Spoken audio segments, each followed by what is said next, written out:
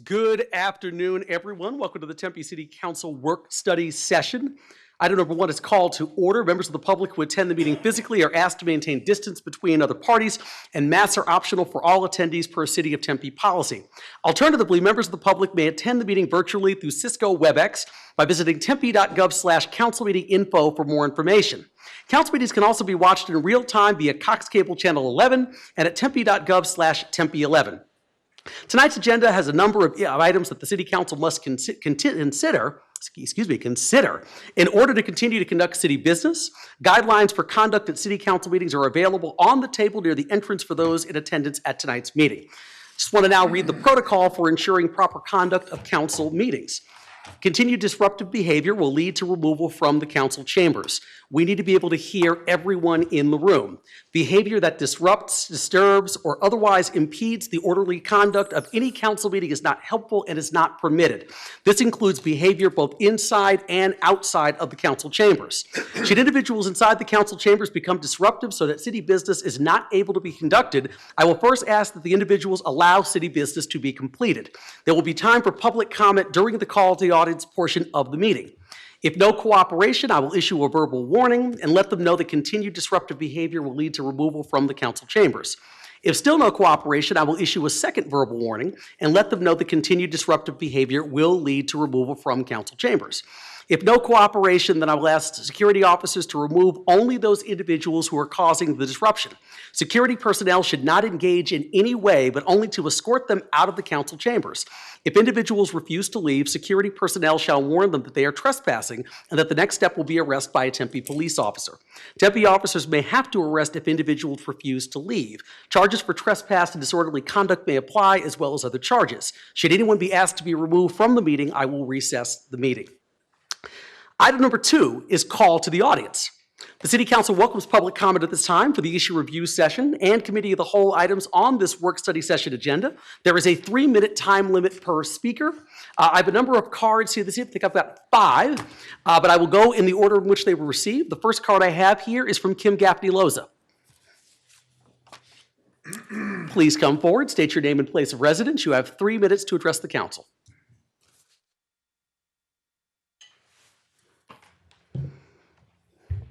Good afternoon, Mayor and Council. My name is Kim Gaffney-Loza. I live in Tempe, North Tempe, specifically near our Papago Preserve. And that's what I wanted to talk about today was the Rangers.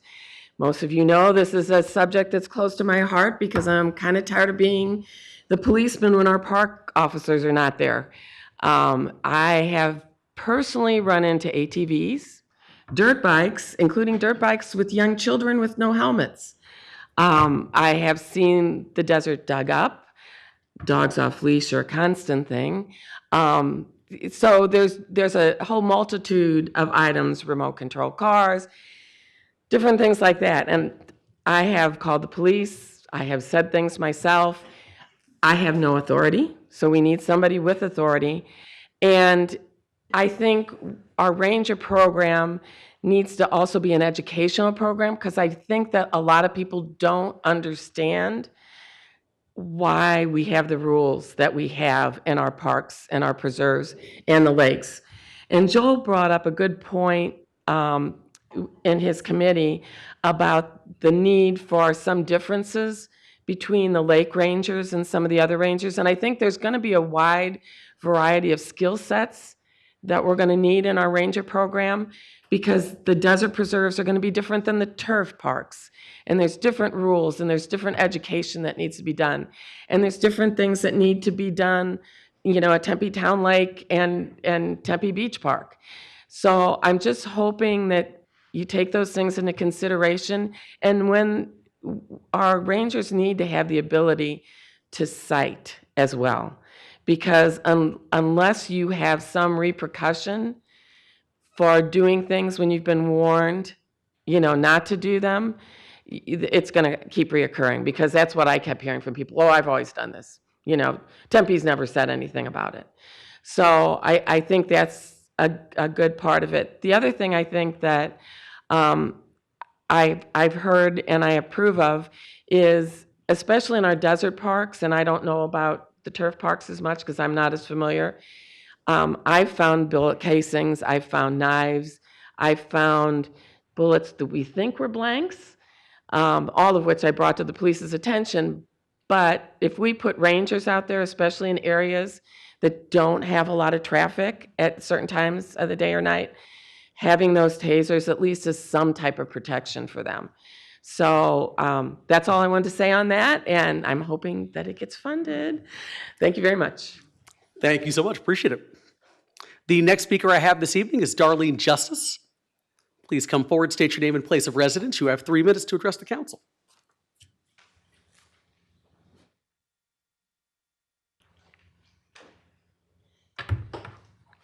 Hello, my name is Darlene Justice, and I live in Tempe.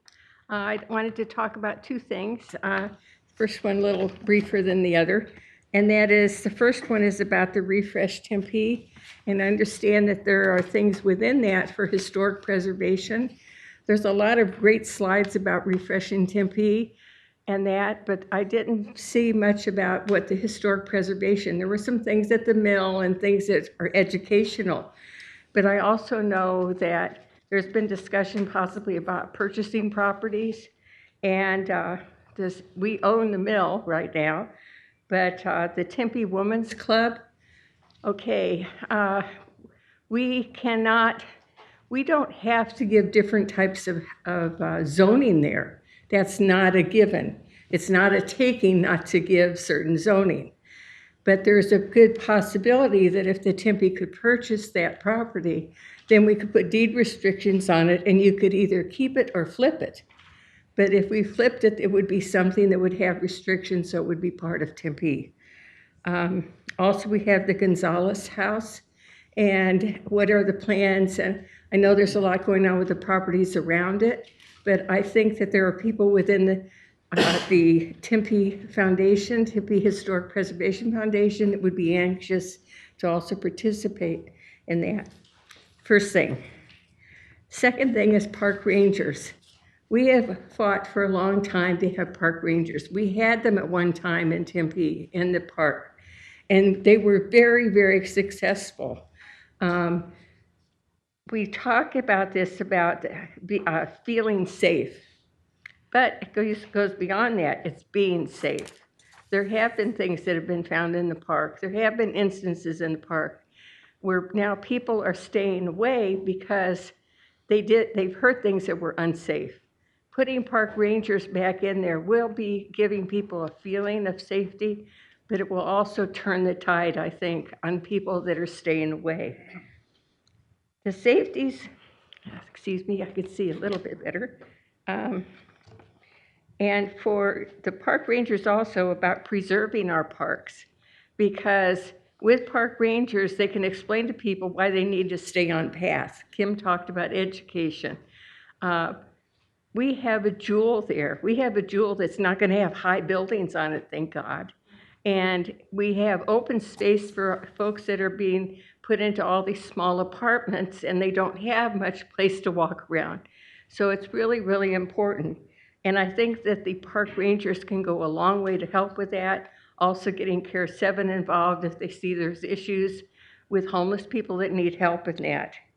So I'm really glad that you're considering it, and I hope that this goes through.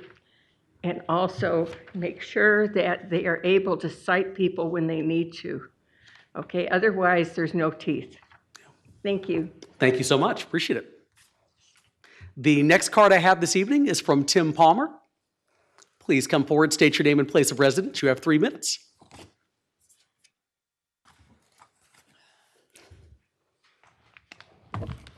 Yes, my name is Tim Palmer. I'm a Tempe resident on Fairmont Drive. I'll abide by the rules because it sounded like I was listening to my mother. I'm here to talk about the traffic safety that is going to be discussed tonight. And, it's come to my attention, in the last few days, reaching out to different residents in Tempe that, there are still really big concerns with residents about traffic safety, drag racing, fatalities, accidents, and some of these residents are being told that there's not the resources to address these problems adequately. Now, I do know from personal experience with interaction with the Tempe Police Department that there seems to be a really, concerted effort to make a big improvement. I've been a voice for this for well over 10 years, and I am going to continue to be a voice for traffic safety. I just hope that the city of Tempe starts taking things more seriously. I attended and have been attending meetings regarding Vision Zero since about 2016. And at the time, there were a lot of concerns that the council wanted the residents of Tempe to attend public information meetings regarding Vision Zero. I listened to probably at least 4 presentations by Julian Desang regarding Vision Zero. And I just, I can't help but, advocate that traffic safety is, I think, from what I understand, from what I'm hearing, is still a problem. And deaths are still occurring and serious injuries are still happening. So I would really hope that things become a little bit more of a concerted effort from the city of Tempe and from the city manager's office to address these issues. So please stay on the hunt. Thank you. Thank you so much. Appreciate it. The next speaker I have this evening is Merrill Darcy. Please come forward, state your name and place of residence. You have 3 minutes.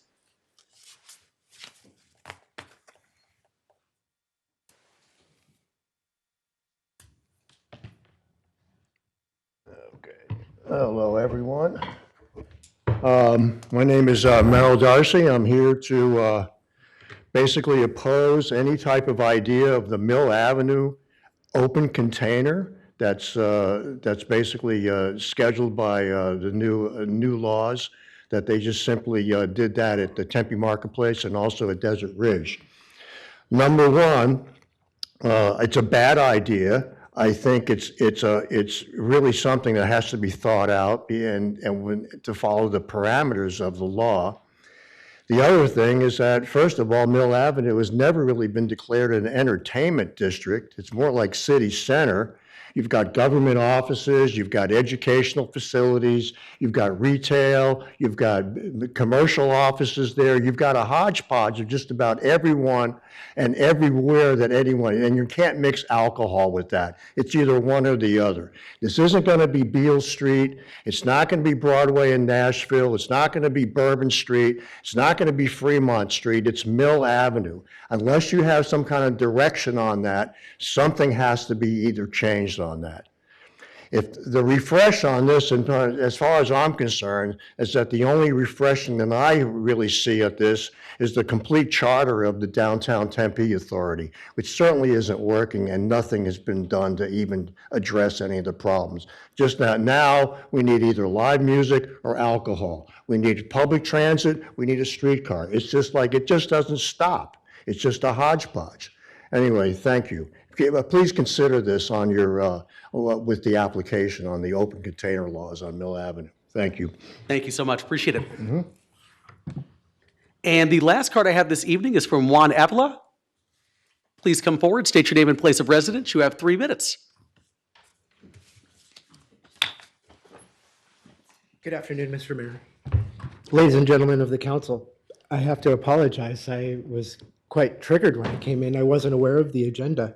And when I saw the numbers, the statistics for the serious injuries and car crashes, this is a big deal for me.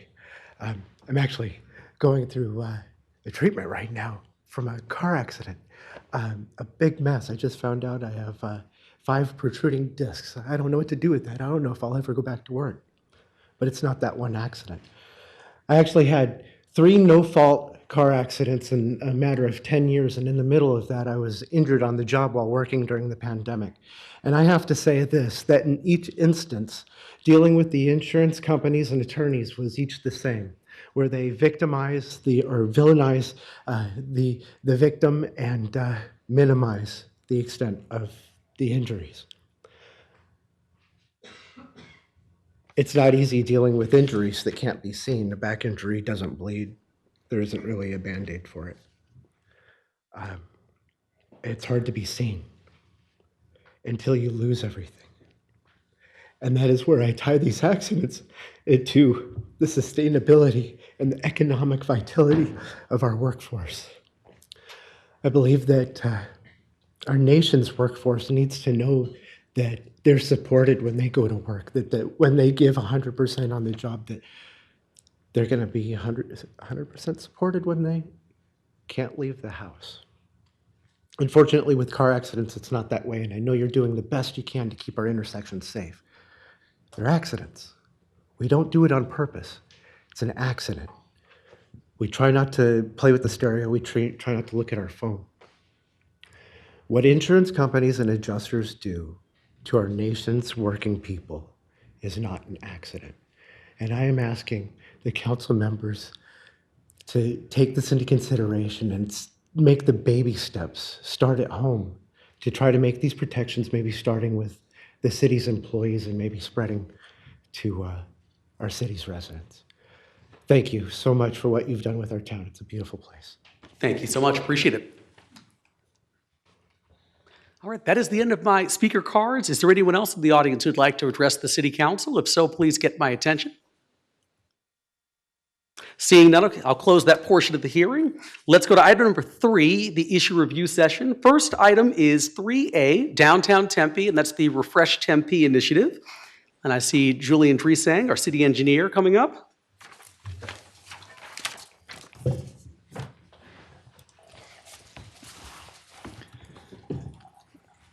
Thank you, Mayor and Council. Julian Dresang, City Engineer. I'm very excited to be here today and talk about our downtown Tempe refresh efforts. I will be joined by a couple of guests during this presentation, and I will introduce them as they come up for their portion of the presentation.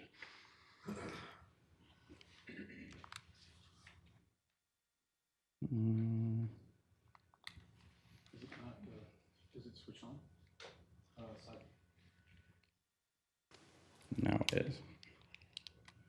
Did you see green? Yep, we're good. Thank you. All right.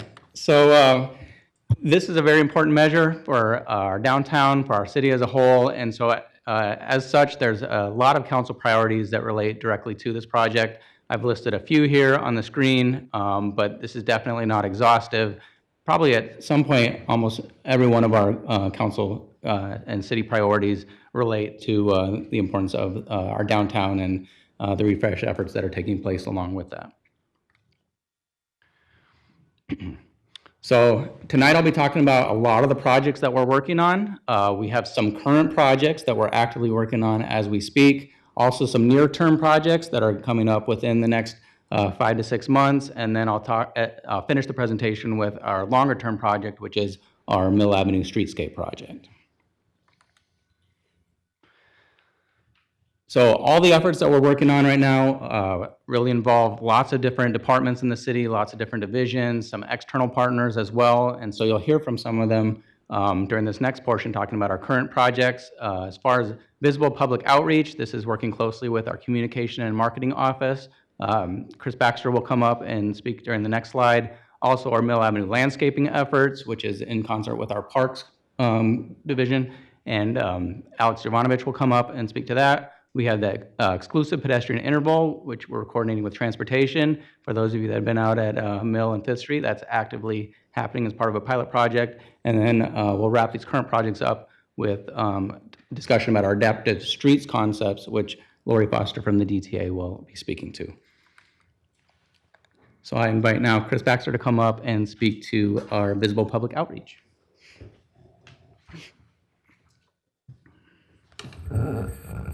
Chris? Thank you very much. Good to see you all. I just wanted to talk a little bit about some of the things that we're doing to make sure that everyone knows about Refresh Tempe in the downtown area. We've done a few things to start with, and there's a lot more to come. The website's up. We have signs on Mill Avenue itself for Ike. There's posters that have been given to the merchants, and we've been doing a little bit of media. But one of the fun things are the signs in the merchant windows where the old Rula Bula used to be. some of the media that we've had recently, Tempe Independent had a large cover story about Mill Avenue from the past extending all the way into the future, and some of the work that's coming. ABC 15 had a story, and just in the last day or two, we've had 2 AZ Big Media features, which go mostly to the business audience. We do have more more media releases going out on some projects that I think Lori is going to talk to you a little bit about, the Sunflower on 6th. And basically, it's just a continuing, ongoing story for getting the word out on a regular basis about this project. Thank you. Thank you. And currently on the website in the Tempe Forum, there is the opportunity to provide some input, and that's active right now, and we're continuing to garner some of that as just an initial effort. There's going to be a lot of future effort reaching out to the business community, to our residents, our visitors, as well as mayor and council. So next up, I invite Alex Jovanovich from our parks team to talk about some current projects that they've been working on and continue to work on. Thanks, Julian. As Julian said, I'm here to provide an update and information on some landscape improvements along Mill Avenue. So as the process for the long-term infrastructure Mill Avenue Streetscape project continues, we identified landscape as an opportunity for improvements. So we developed a 30, 60, 90-day plan to address those landscape improvements, coordinated with the Downtown Tempe Authority throughout the process. The plan started with addressing the median landscape, and will include right-of-way landscape from 4th Street to Rio, and then also enhancing sidewalks through some landscape improvements in later phases of the 60 and 90 days. As you can see by the pictures, the top pictures represent before of the medians, and the bottom pictures represent the after of the refresh. So granite was refreshed and some, sorry about that. Granite was refreshed and some additional plants were put in to the medians. One of these times I'll get it figured out. With several in-ground trees as well as the plants interspersed throughout the medians. Parks team worked with Downtown Tempe Authority, as I mentioned before, on the plan, has coordinated with them throughout the process. Due to some of the irrigation issues and some of the medians as well as some of the other areas along Mill Avenue, the plants that were installed in the medians have to be hand watered, so DTA has been graciously coordinating that effort. So that portion of the 30-day plan was complete. The secondary portion of the 30-day plan was actually moved as part of the 60-day plan, which will be the finalization of the medians, adding some planters. So there's a picture there with a blue planter that is in the 6th Street vehicle circle just east of Mill Avenue. So planters similar to that, just slightly smaller, will be interspersed in the medians, and that'll be finalized in the 60-day plan. The slide does show March. We had coordinated with contractors to install in March due to some scheduling issues, and to avoid impacting or negative impact with Festival of Arts, we actually pushed back that start date to the week of April 3rd. So the week of April 3rd, they'll put in those median planters, so finalize that portion, and then they'll start the work on the right-of-way landscape from Fort to Rio, which will include a refresh of the granite, some minor irrigation work, so we don't have to hand water as many areas, or DTA doesn't have hand water as many areas, and then also include some plantings of shrubs and some trees. And then finally, as part of the 90-day plan, wrapping up at the end of April, we'll have interspersed planters on top of some vacant tree grates. So there's kind of twofold to this. Some of the vacant tree grates will actually be removed and then bricked over with new pavers. And then additional of those vacant tree grates will have planters installed on top of them with a mix of shrubs and trees throughout Mill Avenue. And then just wanted to note on there that as part of the process, part of the planning process, there'll be an 8-foot, I'm going to say buffer, clear zone maintained for the walkway. Okay. Quick thing, Councilmember DeVar? Yeah, I'll just ask, so the plan is to remove the grates from trees that should be trees in those spots and put some sort of plant in, or just put brick in, you said? Brick. So there are some of the vacant tree grates that used to house trees, correct? They will be removed and bricked over. And then other ones that are in good condition that are not posing a hazard, we'll have a planter placed on top of it with a tree or shrubs in those planters. Okay, so is this a short-term fix? Yeah, these are just near-term Correct. fixes until we come along with the larger project that I'll be speaking to further in the presentation. Okay, go, thanks. And then the future plan, just to highlight, the future plan would be then to try to repurpose as many of those trees once the rest of Mill Avenue streetscape plan process is in play. Okay, I'll let you go. Thank you. Anything else? Thank you. Keep going, thank you. Thank you. Okay. Thank you, Alex. All right, the next project I want to speak to is actually a transportation project. This is the exclusive pedestrian interval that's currently being piloted as of March 8th out at Mill and 5th Street. Staff initiated this project by collecting traffic data and developing signal timing plans for this intersection. The phasing is shown on the bottom of the screen. There's north, basically east-west traffic gets to move, north-south traffic, and then there's an all-pedestrian phase where north, south, east, west, diagonals, everybody that's a pedestrian can then access the intersection, and it goes back to phase one there. So we're collecting feedback and data on this, and we'll be able to provide a follow-up to the council at the end of the pilot period. And if it's successful, that project would become permanent. And then the last current project is our Adaptive Streets Concepts, and I have Lori Foster here from the DTA that's going to be speaking to the next few slides. Good afternoon. Lori Foster with DTA. So I wanted to share some exciting things that we're working in collaboration with city staff with, primarily along the Adaptive Streets Concepts. The first one, though, isn't on the street, but it's exciting all the same. We have commissioned local Tempe artist J.R. Steiner to paint a mural on a building that is soon to be demolished on the corner of 7th Street and College Avenue. It's the former bookstore. And it has "You Are Amazing," and the white letters will protrude from the mural a little bit, so it'll have a little bit of a 3D effect there. Just a little bit of excitement and a sign of some cool things to come. How does that work? Can I just right now? Oops, there we go. Next, Chris mentioned earlier, we are very excited to announce that we are working on a sunflower mural, the sunflower on 6th Street, that we will be able to paint during the Spring Festival of the Arts, not this weekend, but next. We've commissioned local artist Keelan Manny to paint the sunflower with the stem extending just a bit down 6th Street.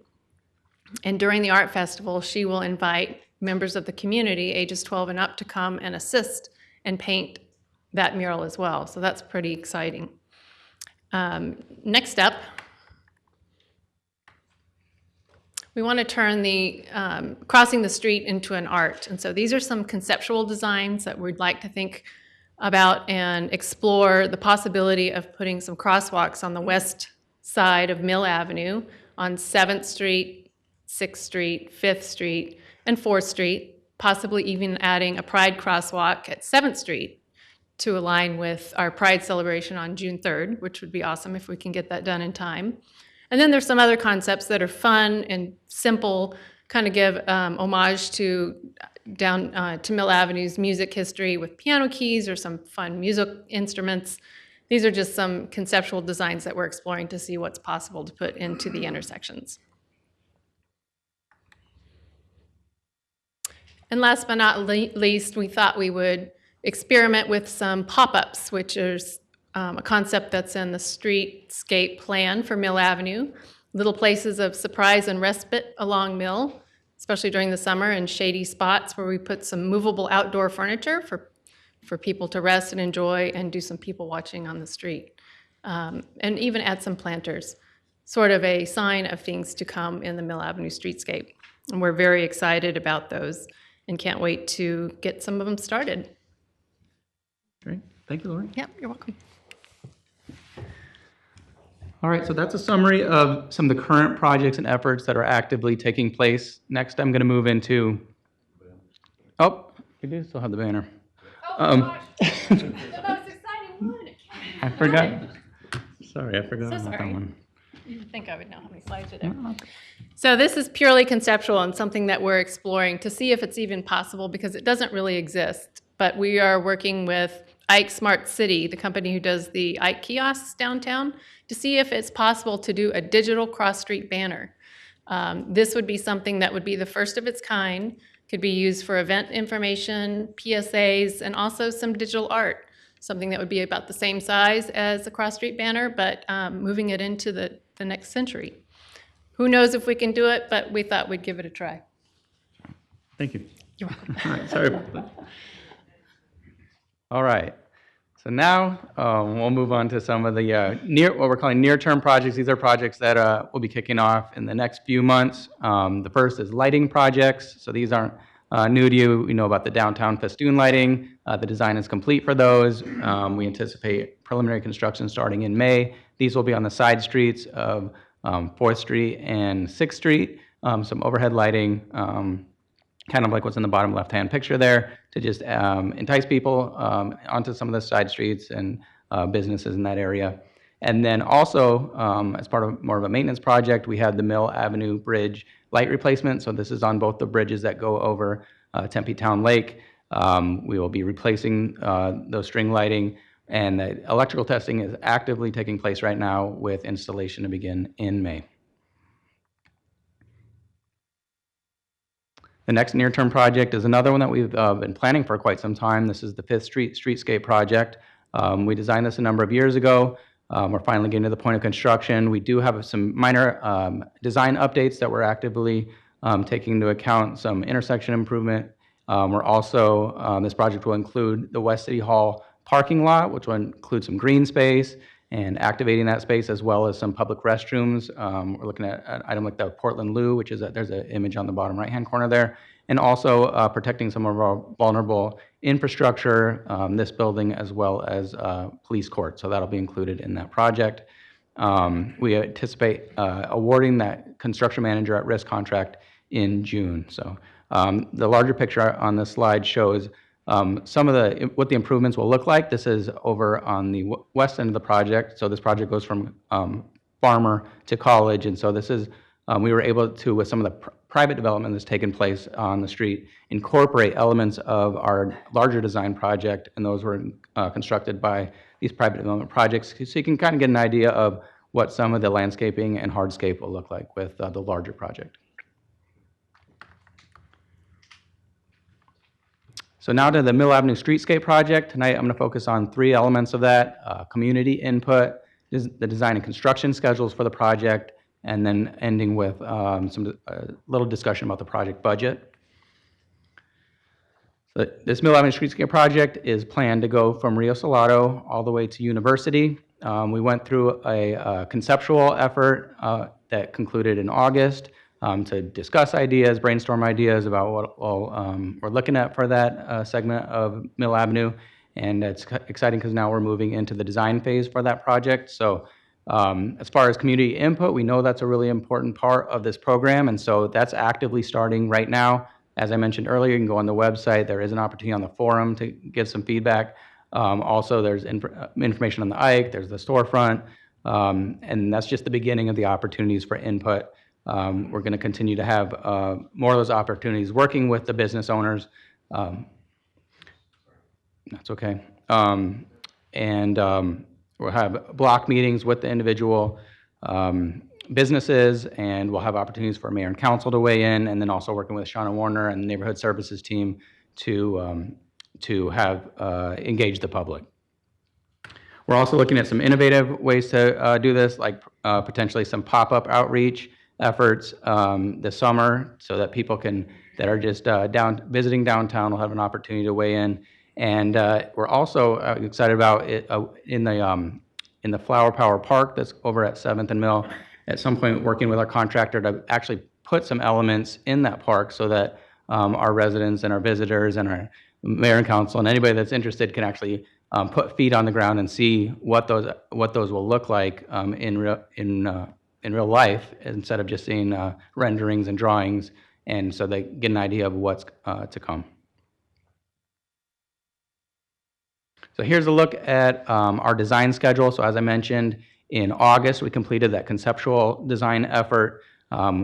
Between then and last month, we procured the services of the design team and got the design firm on board. That's J2 Design. And then we have our 15%, 30%, and 60% design efforts scheduled for about 60 days for each one of those. During that time, we'll be getting the input and the public outreach and incorporating that into the design, with design completing at the end of this year and construction after our busy downtown season. We're looking at February. So last time when we were initially looking at this, it was more like May, and we've been able to knock, by condensing our design schedule, knock a couple months off of that to start the project as early as we can. So we're looking at a February construction start next year now. And then I'm going to speak to this in the next slide, but there is going to be an initial construction effort based on the funding that we have now, and there will be some future construction after we have additional funding. So here's the information about the budget. We believe the initial estimates show the project at about $21.8 million. In this year's funding, we have $1.6 million, and council had helped in assisting in getting additional funding in the amount of $6.4 million for this upcoming fiscal year. And you'll see when you look at the budget ask an additional 2.2, which will give us about half of the funding necessary to build this project. And then there is the bond election in 24-25, and then we hope to, through that bond election, have additional funding in fiscal year 25-26 and 26-27 to complete the project with the additional funding, the other half of the funding that would be necessary to complete the project. And with that, that ends my presentation, and I open the floor to any questions, comments, feedback that I can take back to my team. Great. Thank you, Julie. Vice Mayor Adams? Yes, a couple things. First of all, I appreciate Parks and DTA for working together and getting things started right away. So good job on that. I have serious questions about this timeline. Again, we allocated the money last March. It's now March, so it's been a year, and none of this has happened. And I'm very concerned about us starting construction during a high season in February. That's when people are here. It's spring training. It's a busy time of the year. So I think that's a problem, and it's a problem that we're waiting until that date to start construction. I mean, we need to start construction earlier than that. And so I'm wondering, Julian, what do you propose for speeding that process up? Can I go back to the presentation?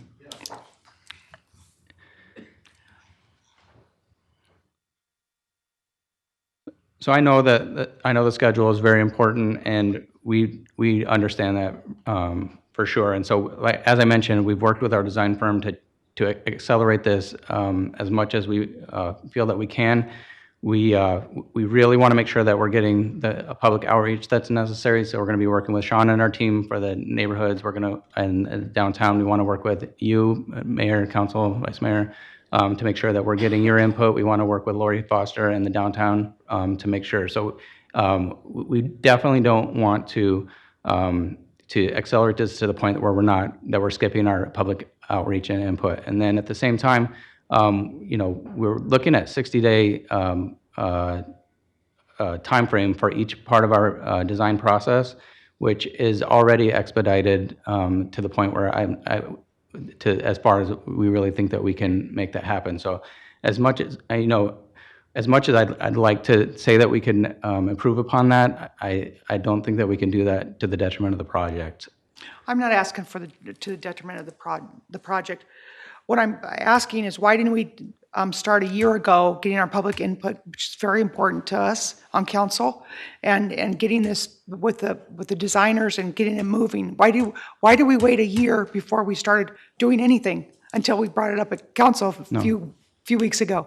No, I appreciate that. So when we came last March, we were in the middle of working with our designer for just conceptual phase of the project. So this was a conceptual project to just understand what elements we could have in the downtown. We were trying to figure out what we may include. So the items that ultimately ended in there, like the living rooms, the streetscape, hardscape, the lights, the landscape held and everything like that. It was really just a very conceptual effort, and we were in the middle of that in March when we came to you and for your feedback and information on that.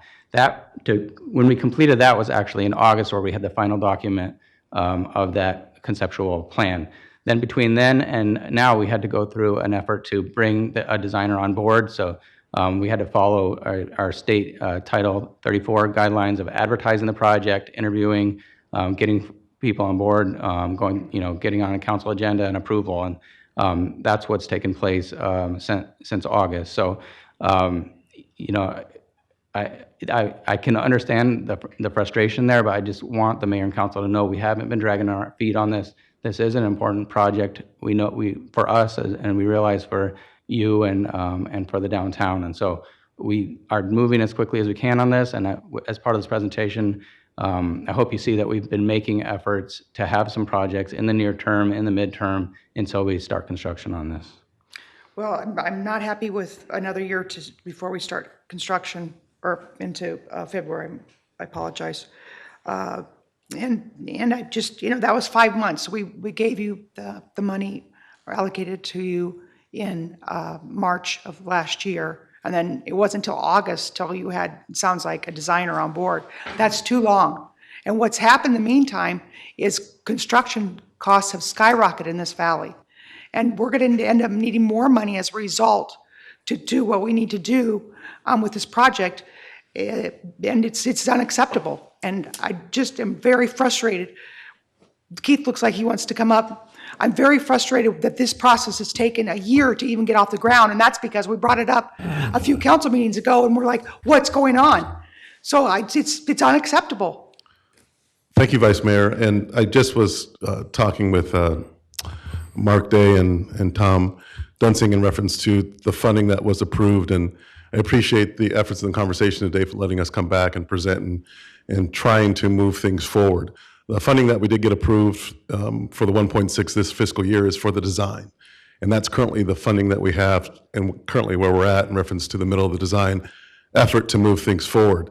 Next year's funding, which starts in July, is the construction funding, which is the 8.6 million that you see there on the chart, which is when we can actually start, the earliest we can start the construction, as long as we have a full design done. The timeline that we did spend on that year concept is time we spent. Unfortunately, that took a year in its process, and now we're in the year process for design, which is where we're at now to move things forward with the final design complete and then construction looking at February. We are looking to move the timeline up as early as we can, and trying to implement the current elements and working with ETA to really bring flash and things we can now to Mill Avenue to help with that, to bridge that gap until construction begins.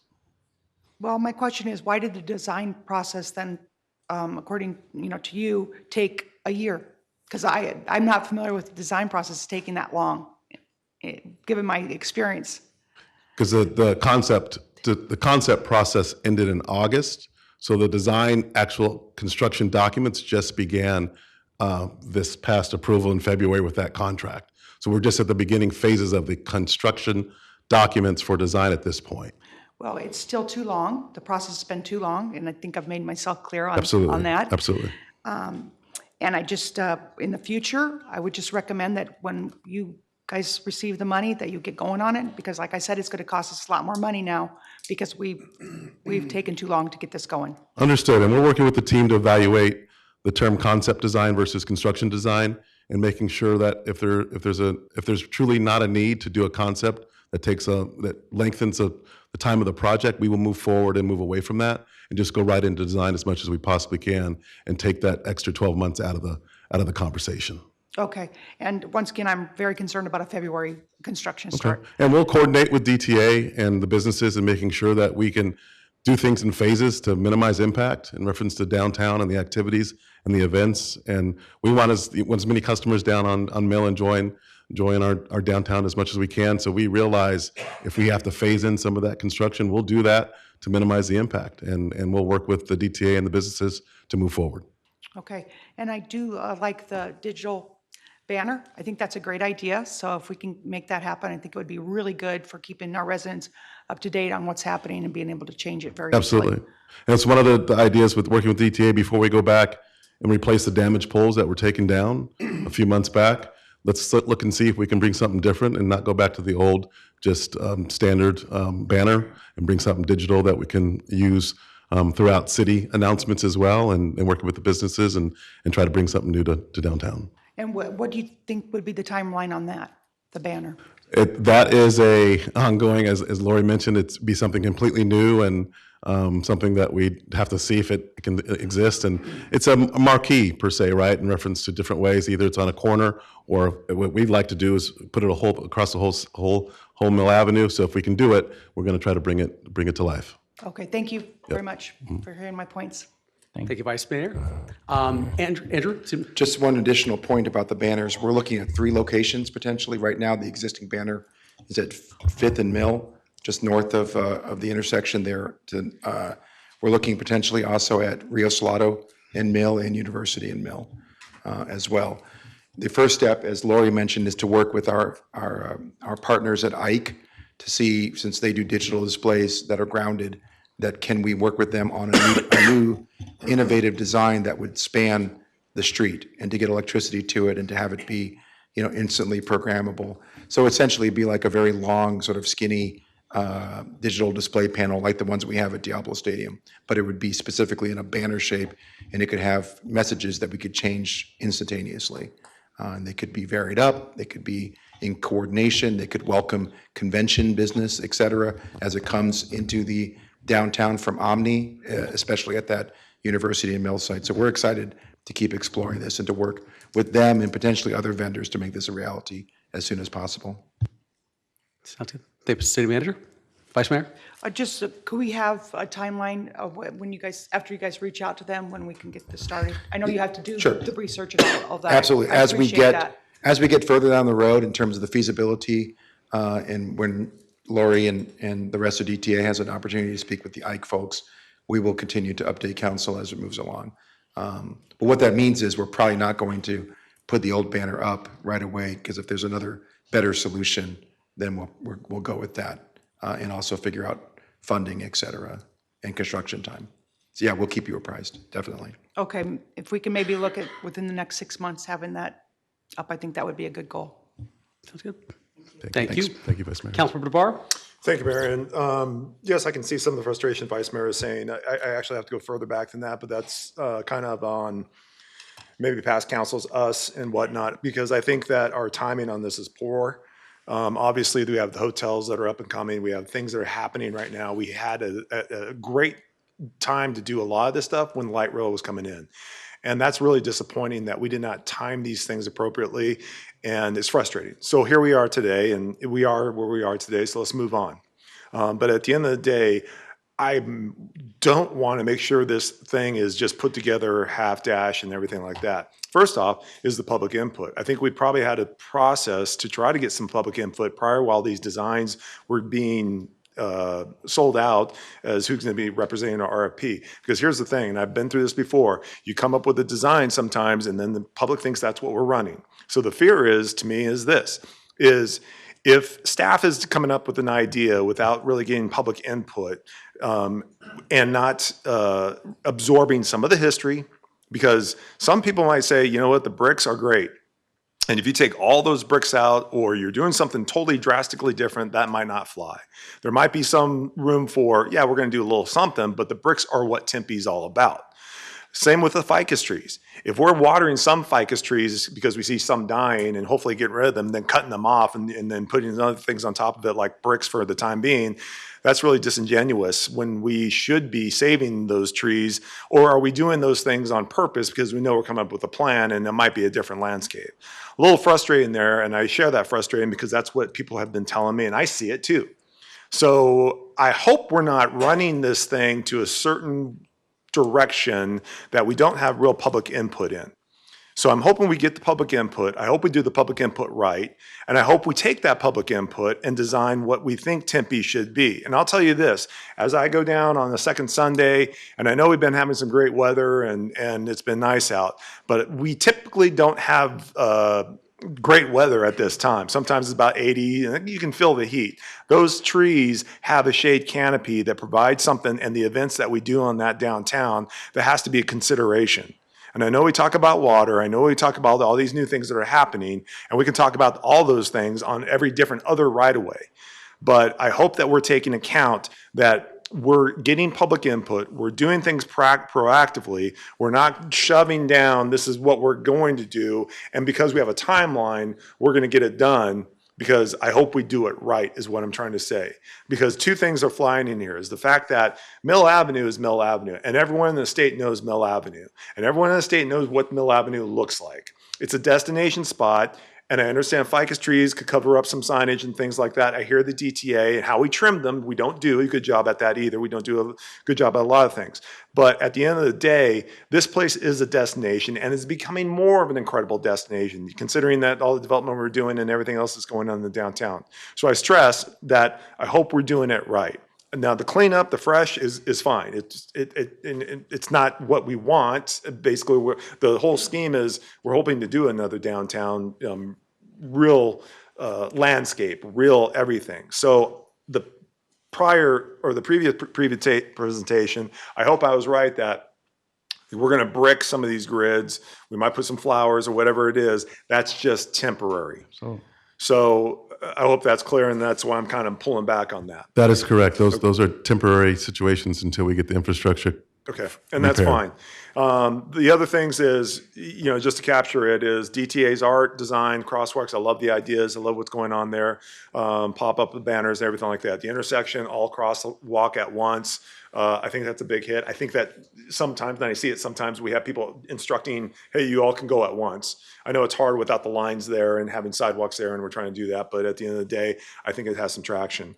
When we talk about the planter boxes that we're using in the medians and stuff, I know that we had planter boxes, and I hope we're using them for closures of streets in various times.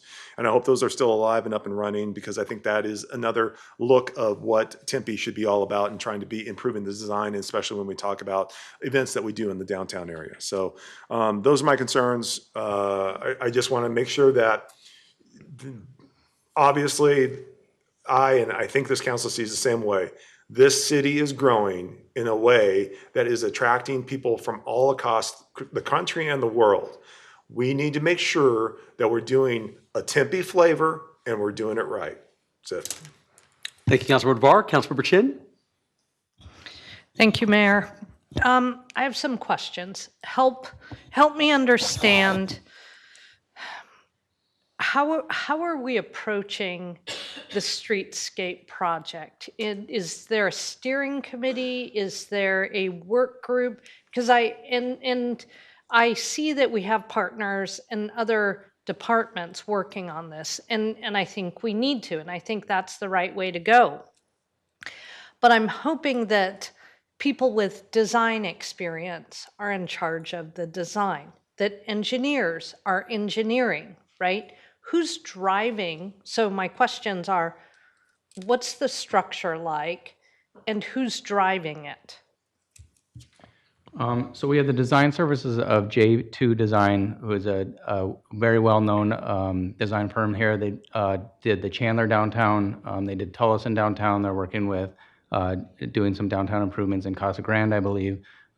So they're a very well-known firm, and so we're definitely tapping into their design resources and expertise on this project. As far as the city side, it's coming out of engineering, but we're working closely with all the different departments. So for security hardening, we're working with the police department. We have Richard Atkins for assisting with the tree palette. We have the parks team assisting with their expertise, and Shauna Warner's team for outreach and everything. So as much as it's an engineering-led effort, it's a citywide project, and so we're tapping into the private sector's resources and education and the expertise, as well as city staff. And then this is not the last time you're going to hear us talk about this project. We're going to continue to come back for input and feedback. We want to hear from definitely each member of the mayor and council, their thoughts and opinions and goals as far as hardscape and tree palette and landscape palette and such. Similar with all the businesses, at the end of the day, they're the ones that are going to feel the impact with any construction, and they are going to benefit the most from creating this refresh downtown. And then also just our city of Tempe neighbors and community, making sure that they have the opportunity the folks that come down here for visitors. And so I think it really is a group effort on this. And I'm really excited about the design firm that we have in J2. So J2 will take the lead and organize and come up with the final product and basically take all the input from all the partners and departments and yourselves as well and spearhead the effort. Okay.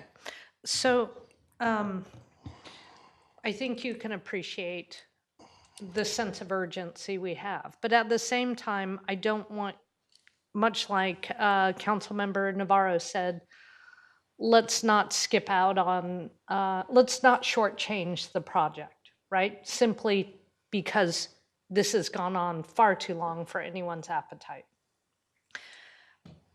I have some concerns, and only I want you to look at it and make sure that we're in alignment and not wasting time and money unnecessarily. I like that we're trying to do some things with streetscape now, with planters and different things. And you're trying to deal with the vacant tree grates and those spots. But I also understand, or I recall from previous presentations, you talked about taking up brick in certain areas, leaving brick in certain areas, but then taking it up in others. Well, I don't want us to do double work by taking up a tree grate, temporarily bricking, and what's the cost and time on that if you were going to take it up in that area anyway? I think just be wise about that and how you're approaching the project.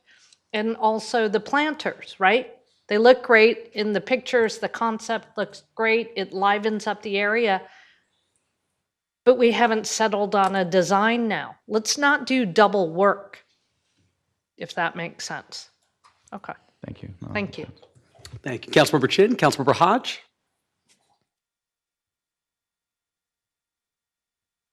Okay, thank you. I just want to ask a couple of questions. Mine is more about the business. Have we got the input of our businesses around the neighborhoods that are we going to make sure that they're encompassed in it when we talk about designs around it? Because it is in front of their businesses too. So just want to make sure that we are cautious about what we decide when we go out, if it fits the businesses around also too. And second, I'm always gonna go back to this, when we talk about designs and local painting and stuff, make sure that you guys encompass the high school students involved in it too, because this is their downtown as well as it is ours. So make sure that we involve everybody in that when we make those kind of designs. So if you do have a committee, maybe grab one of the students, one of the art students around one of the schools or something to bring them in, and someone from ASU to make sure that we are gathering information from everyone, not just certain parts of it. No, thank you for that feedback. And as far as the business community, we will be working closely with Lori Foster and we're planning on doing like block by block outreach with all the businesses to get that feedback and incorporate that, because we know that's really important. And I've noted your desire to have high school art. We know there's going to be an art component. There's the near term that Lori was speaking to, but there's the long term artwork that we want to incorporate into the larger project. And so your comment is noted, and we'll make sure to include that. Thank you. Thank you so much. I don't have anything additional. A couple of my questions were already asked. So anything else, Keith, Julian? No, I appreciate all the comments that you got. And if something else you think of, please reach out to myself or Keith, and we'll make note of that. And like I said, this isn't the last time you're going to hear about this. We look forward to future presentations. Sounds good. Thank you so much. Thank you. All right, I'd like to move a couple of things around, just only because I know we have a break at 6, and I know there's a couple of items here where we have residents here who are kind of waiting to hear items heard, so I'd like to make sure that they can hear those items and not have to wait too long. With that said, just sort of taking these in that order then, I wanted to see if we could actually do 3C, city traffic statistics and data for serious injury and fatality crashes and strategies. And I see Lieutenant Hayes coming up. Oh, and Ellie. Okay. Good evening, Mayor. Good evening, members of council. My name is Ellie Velosin. I'm a senior civil engineer in the traffic engineering department. And I'm here with Lieutenant Hayes to give you guys an update on Vision Zero and talk about some data for serious injury and fatality crashes in the city. This addresses council priority 1.08 Vision Zero to achieve a reduction in the number of fatal and serious injury crashes to zero. Today we'll talk about some of the trends we've seen in fatal and serious injury crashes, and then some strategies we've been working on, our safety corridor program, and some upcoming strategies for this 2023. So this slide shows 2021 compared to 2022, the breakdown of serious and fatal crashes, as well as the total. So up on top, you can see 2021, there were 55, 2022, there were 42. In nearly every category, we have some reduction. Obviously, this is not zero yet.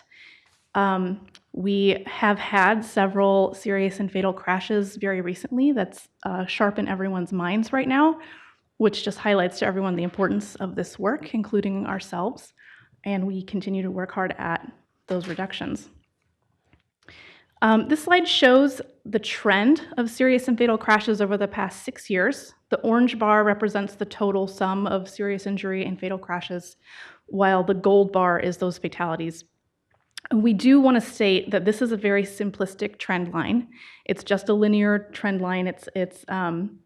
We don't necessarily expect this to be followed exactly. However, it is nice to see that there is a downward trend.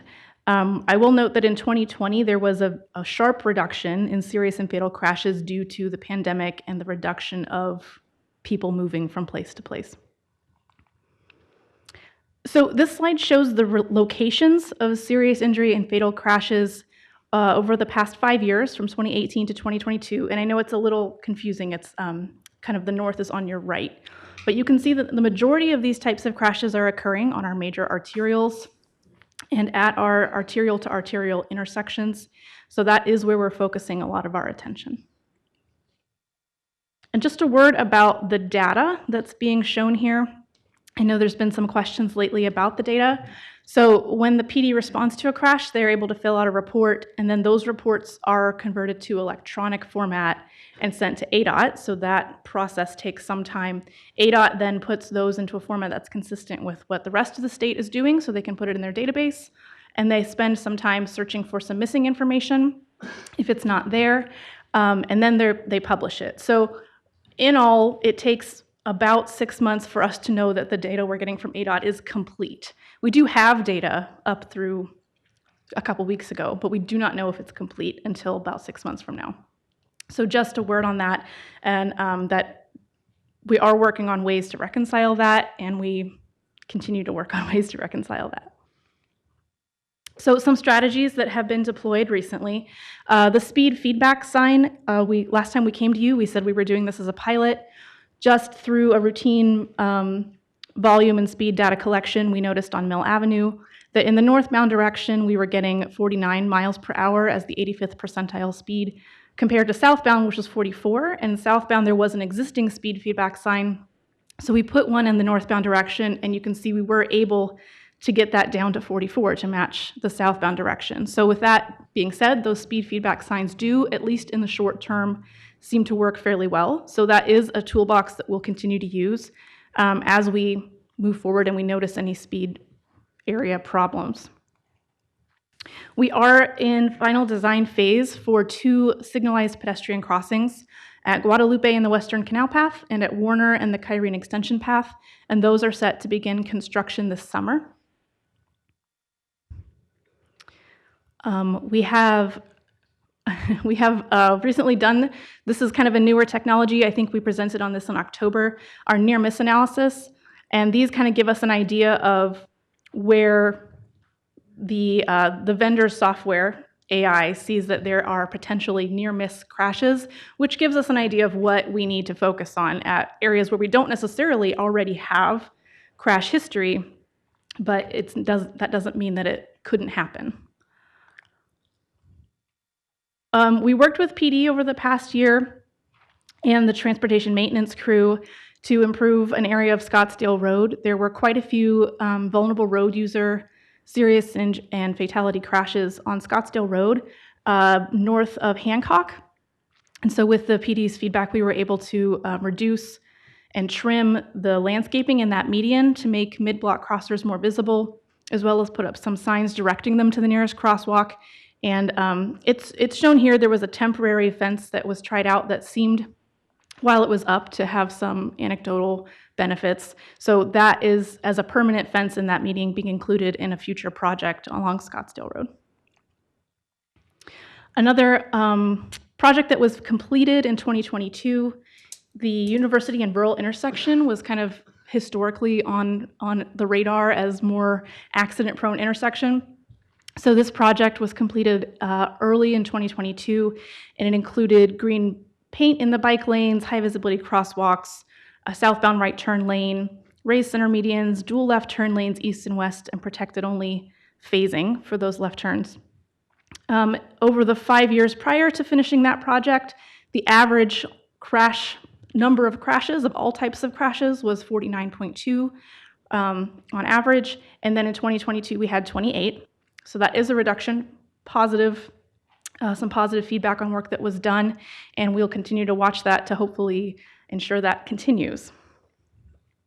We are working on a dashboard that takes all of the action items that were identified in the Vision Zero action plan and provides public-facing kind of level of completion of those.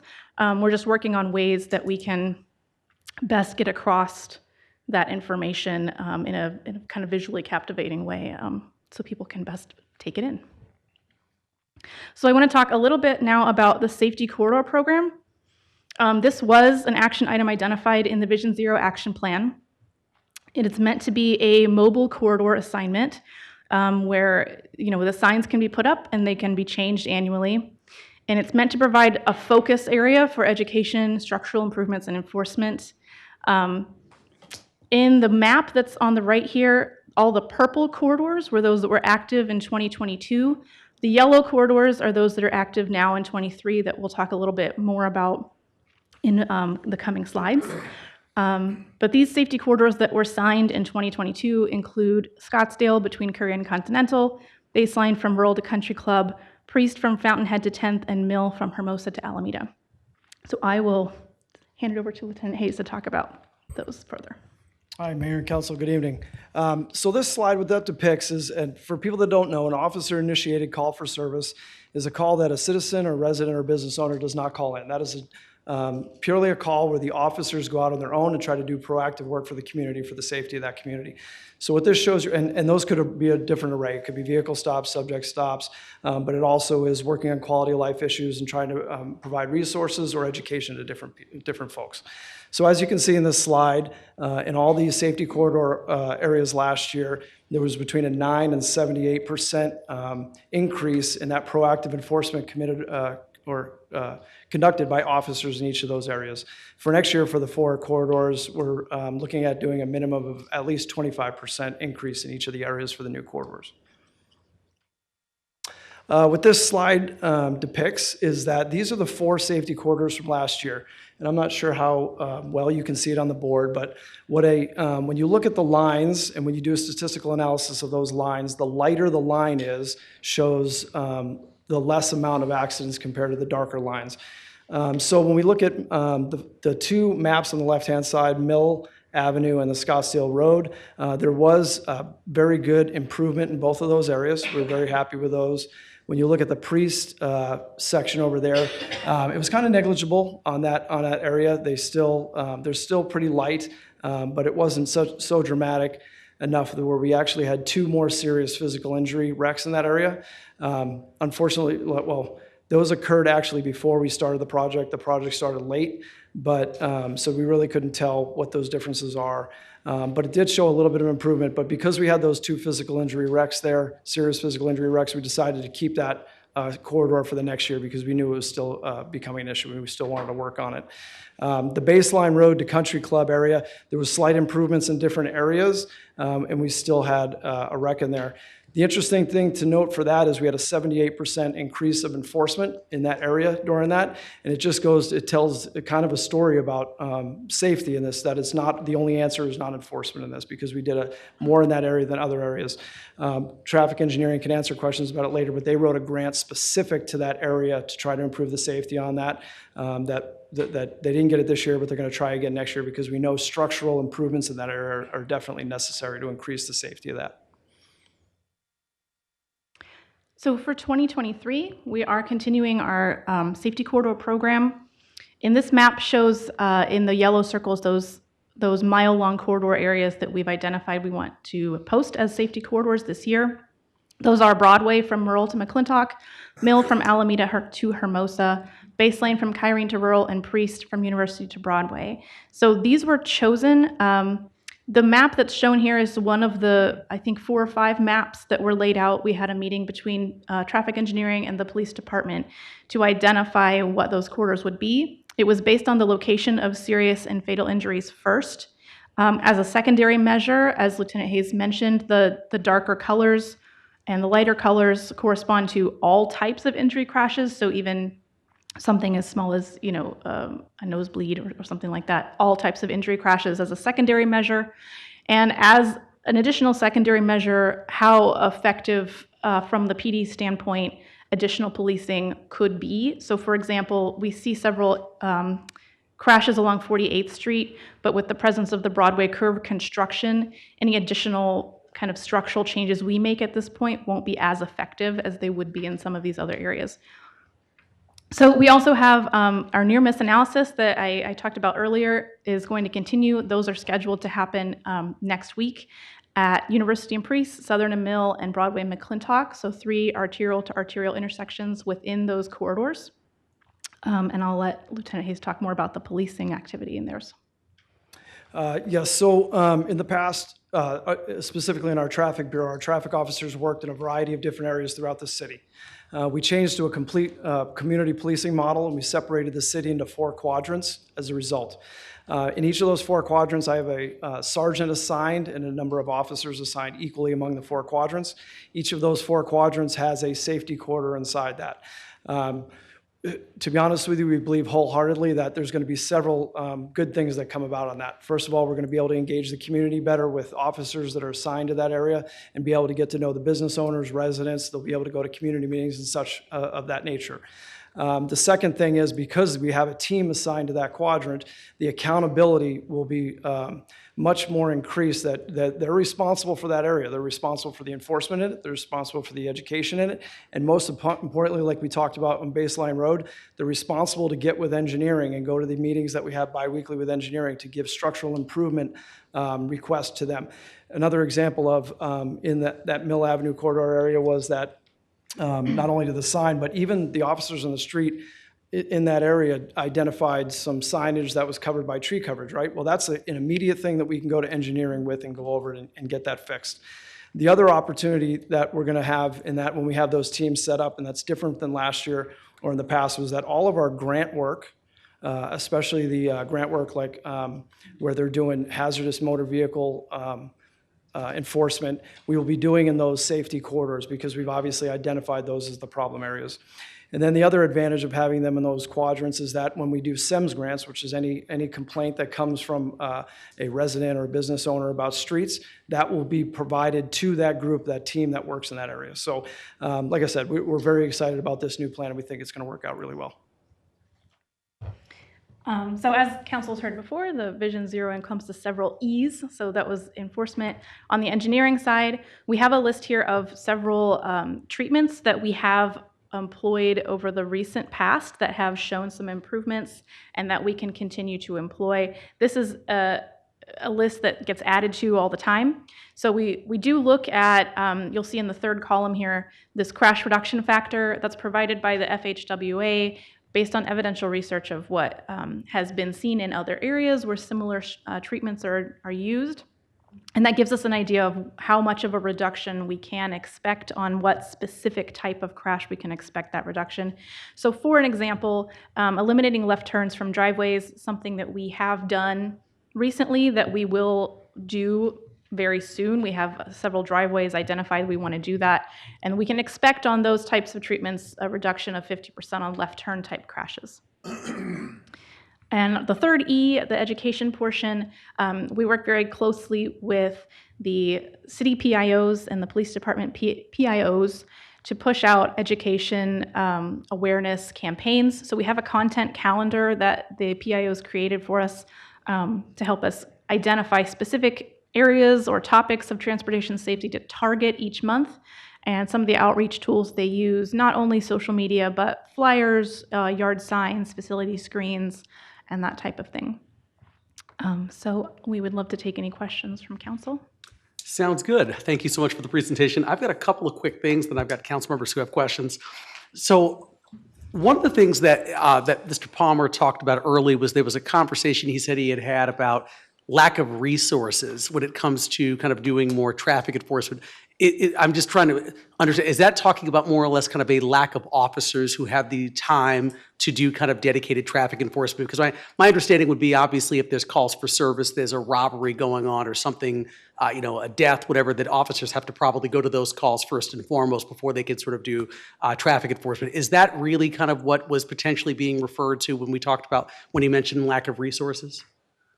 I don't know. I wasn't there, for those meetings to hear that. But obviously staffing is always a challenge, right? But you have to think outside the box in 21st century policing anyway. And that's why it's so important. Whether we have fewer officers or not, the passion is still there to keep our communities safe. And I think it's that much more important as we work towards this, that we work with engineering even more. We have an incredible relationship with them.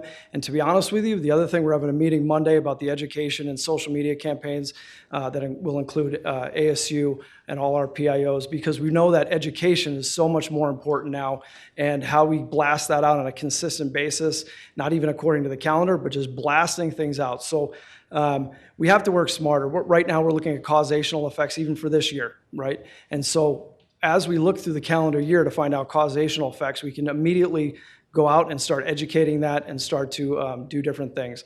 The other aspect of it is, although even staffing may be low in certain areas, right, and I think that's pretty common in police work nowadays, we apply for a lot of GOHS grants, and we get a lot of overtime money to go out and do educational enforcement efforts throughout the area. In fact, the chief just signed off on another one for some money to do pedestrian and bike enforcement. And because we've noticed that our vulnerable road users, that has been an issue over the past month and a half. So there are ways around it. You just have to work smarter, even if you are a little bit low staffing. Okay. No, sounds good. I appreciate that. I was going to ask, Ellie, do you have something too? Or was I just, I don't know if I was cutting you off. So, Oh, no, not at all. Oh, okay. Just a curiosity, is there anything else, let's say, the council can do from your perspective that would help to accelerate kind of getting to our Vision Zero goals faster? Is there something that we could do, through ordinance or resolution or resources that you say, if we got this item or item A or item B, we could probably really get to where we want to go a heck of a lot faster? So I'm just curious. That is a great question, and if I think of anything, I'll email you. But all kidding aside, so as Lieutenant Hayes alluded to, there are several areas where we have done enforcement, and we don't see as big of an improvement as we want. We need structural changes, and as we all know, those can be very expensive. Things like raised medians, things like reducing laneage, adding bike, those are all very expensive improvements. So we do write grants. If we had maybe someone who was a specialty in helping write those or helping review those, that could be a help for us, I think. Yeah. That sounds good. I just sort of a curiosity, because my thought is, I'm not an expert in whether it's policing or engineering or anything of that nature. You're both the experts in that. So I was just trying to think if there are things that we could provide. And if there's something you think of later on, and you want to send me an email, that would be great. Yeah. So let me turn to my council members for comments. I think I had Vice Mayor Adams and Councilmember DeBar.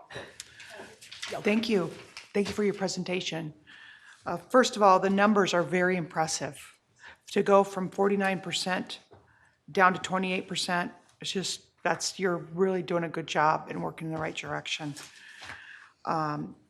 Couple concerns I have, is drag racing. And I'm wondering what you are doing in the last few months to get on top of that, because I can tell you on Rural and McClintock and Warner. They are out of control. And I'm just wondering what we're doing on that. Yeah, so what we've done this year is we wrote another grant to GOHS, and we obtained monies to work that. We're going to do, so this year, we just did one last week on the 18th. We have 5 scheduled events to do overtime to specifically address drag racing and that specific complaint. We also, drag racing is an interesting thing, right? Because it goes across city lines. It's not just ours, right? Mm-hmm. So we partnered up with Phoenix PD, who has been doing a task force for a long time. So we partner up with them and other cities now to work all over. Because what'll happen is you'll have up at the north of the lake, right? And they'll have a car club out there. They'll start doing things, right? Yes. Well, we will go out there. Phoenix will come and help us. We will go and address that. Well, it'll ultimately go into Mesa. And so we will follow that around. And there's a lot of different technology that we use in that, but it is an absolute collaborative effect among all the city agencies that surround us to go and address that. But specifically us have requested and obtained money for 5 specific events. And then the other thing is the squad at night, our nighttime motor squad, they specifically address this with the aid of the patrol officers, but they take the primary on that anytime a call comes out with that, they typically on a regular basis do DUI enforcement. But they have, because they've been specially trained and they work with Phoenix so much, they take over the primary of that and help patrol that aspect so that they can not only do that. These operations need to be safe, number one, for our other citizens when we even do enforcement on it, right? So it has to be a collaborative, and it has to be an organized event, but then also to get successful prosecution on those cases so that we can hold people accountable. Yes, and I'm concerned that baseline is as far south as you've gone on some of these things, and South Tempe might need a little love down there. Yeah, I agree. Well, they're coming in off of Phoenix down there too. They start moving around. They move to where the police aren't there. So one of the big things that Phoenix does, and we probably could help out a little bit better with this, is they watch social media quite often to see where these things are occurring. And then but we have such a good partnership that when they find out things are going on in Phoenix, or that it will actually occur in Tempe, they will call us, and then we will be able to direct resources to those areas. Okay, thank you for the clarification, and keep up the good work. It's a great presentation. I'm really happy about these numbers. So, I mean, you look at crash reduction factors, 50%, 40%, these are impressive numbers, and we're working in the right direction with this issue. So thank you. Thank you, Vice Mayor Adams. Councilmember Navarro. Yeah, thank you, Mayor, and thank you guys. Absolutely working in the right direction for sure. Just what you guys are presenting and how strategic you're trying to present and trying to make sure you're using the best resource. I love the fact that officers are taking pride of their corridor that they're responsible for, working with engineering, working with streets to design or potentially design something, the educational outreach. Absolutely. And when you think about staffing and the resources that we have, we're working with what we have. Right? You guys are dealing with what you can do with. And it's one of those things we got to advocate for the community. The fact that we do understand the situation, but we also understand that we have a city to run and we have everything else to do for a police department, right? But you guys are working within those means and you're trying to make a difference, and you have made a difference. Sharing that information with the dashboard and community, I think that's spot on. I would like to get a little more detailed information, if you would, please. So when we talk about fatalities, what type of fatalities are we talking? Car versus car? Are we car versus pedestrian? Was the pedestrian walking out? Was the pedestrian in a crosswalk? So there's factors that I think we need to pinpoint down even deeper, because those factors will play a part in the design, will play a part in what we're going to do in that area. So if we can have some detail on those factors, that would be great. I know that the calls I've been on calls at 25 miles an hour, a kid gets blown over because of the brakes, because of a seizure, because of unfortunate things, or because of an idiot. So the thing is, I can't control human behavior on various levels. And we see some horrific things and why that happened. We talk about motorcyclists taking chances, and that's the whole thing too, is those details. What are we dealing with? I think you did a great job on the corridor signs. The corridor signs do say a lot, because when people are looking at them, it's like, oh, something's up. Where's my speed at? It's that recognition. I constantly every day I'm going to work thinking of other things, but then you see those things. I have to go to the airport all the time, and I get flashed all the time what my speed limit is. Yeah, you think about it, and you think about where you are. Those are positive things. Up until the point where you're using cameras, or we're going to use cameras, or what do those cameras do to help affect? And truly they do. I mean, you see it on your phone when you come across a camera zone. I think, hey, coming across a speed check, oh, a little verbal. It does help, and it does help us with our staffing problem too at various times. I think the enforcement, I think though that we cannot ever discount the fact that a police officer being able to pull someone over to educate them, to enforce them, or whatever it may be, has tremendous value. So I love the fact that we still are taking part of that, and the behind the scenes stuff. Right? It's making the data happen. It's the support that you guys need.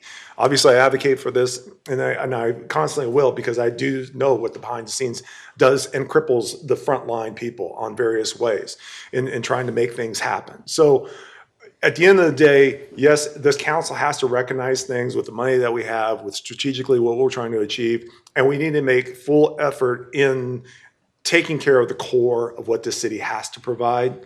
So I commend you. You guys are doing a great job. Dig down deeper if you can and break those things off, because that's going to have tremendous value when we tell our story. And I'm talking deep. I know that on our iPads and stuff, we can sit there and talk about age group, talk about demographics, a whole bunch of things, but those things have value. Yeah. So thank you. And just to address that, we do meet, I think Lieutenant Hayes alluded to it, but we do meet every 2 weeks and in those meetings, we go through in very fine detail every serious and fatal crash, especially the fatalities, exactly what you're saying. And if you would like more information, I can send you more information on the causational factors, the vehicle to pedestrian, vehicle to bicycle, vehicle to vehicle, all that kind of stuff that you're asking for. And I think that's great. And yes on that, but I think it's very critical when we have to utilize it. When we have to pull it up on a meeting or on a situation, or when we're being confronted with, hey, what are we doing here? So we have it ready. That's all I'm trying to get to. We need to have it at our fingertips. Okay. Good. Thank you so much. Let me go to Councilmember Hodge.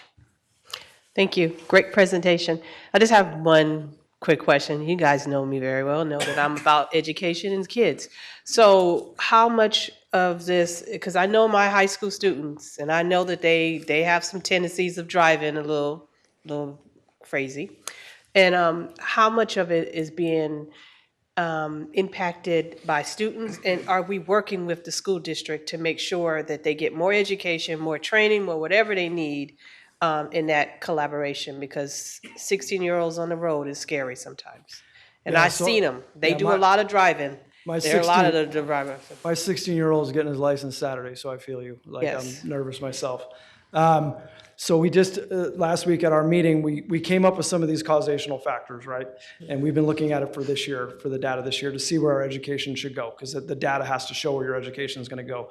So one of the big things that we talked about at our meeting this week, and we're having a meeting, is it Monday this week, with all the PIOs, ASU's PIO, and one of the big things we all discussed was that ability to go into, and we have that ability through the SROs, to try to start, we have to get a presentation that we already do this presentation to ASU, to the fraternity systems. We've done it for years, but we have to do a presentation and try to get into the school systems and do it for every grade level, probably at least freshman, sophomore, junior, senior, maybe not the middle schools yet. So that is one of the things we're talking about, because I agree with you wholeheartedly. It has to start out, that cultural value of how you drive has to start out very early, and it has to be ingrained in people at an early age. And so that is, I agree with you 100% that we need to get that started. So Monday is our meeting to see how we're going to go forward with that. Thank you, and let me know how I can be helpful for you. We will. That will be, so yes, when you ask how can you help, yes, those kind of things I would be can definitely great. help you, so Yeah, appreciate thank you. Thank you. Thank you so much, Vice Mayor Adams. Just one more point I forgot to bring up is I love the community policing program and dividing it up into the 4 areas. That's been something that I've really been pushing for a long time. So I'm happy that that's happening. And I really like our police officers as much as they can to get to know our business owners in those areas and also the residents. I would love for, myself and the neighbors to know, hey, that's Officer such and such. Yep. And really have that kind of communication. I think it really helps with both the officers and the community members understand what you're helping, how you're helping our community. So the more we can do that, and I know the chief is back there, so listening. So just as much as we can do that, that'd be really appreciated. No, I agree. And one of the big things that I just left patrol about 6 months ago to come over here, and we take a lot of statistics for our traffic bureau, as you can imagine, especially to fulfill a lot of the grants we do, right? One of the things we did last month was we added a community contact category. Well, not only is that important because they should be, it's our expectation that they're contacting community members on a regular basis. It has nothing to do with enforcement. It has to do with just contacting the community, even just to say hi. It doesn't even have to be education, right? And so we just started that. And not only is that important for those factors, but just because it's even on a stat sheet that they fill out every day, they know that that expectation is important and they're responsible to do that. And they know that's the values we have as a police department, that we believe that is important, so. Yes, that's great. So I'd really like to see that. So thank you very much. I'm glad you added that to the stat sheet. Thank you so much. Anyone else from council, any additional comments or questions? Great presentation. Thank you so much again. And let's just, keep pushing towards that Vision Zero goal. So thank you so much. Thank you. Thank you.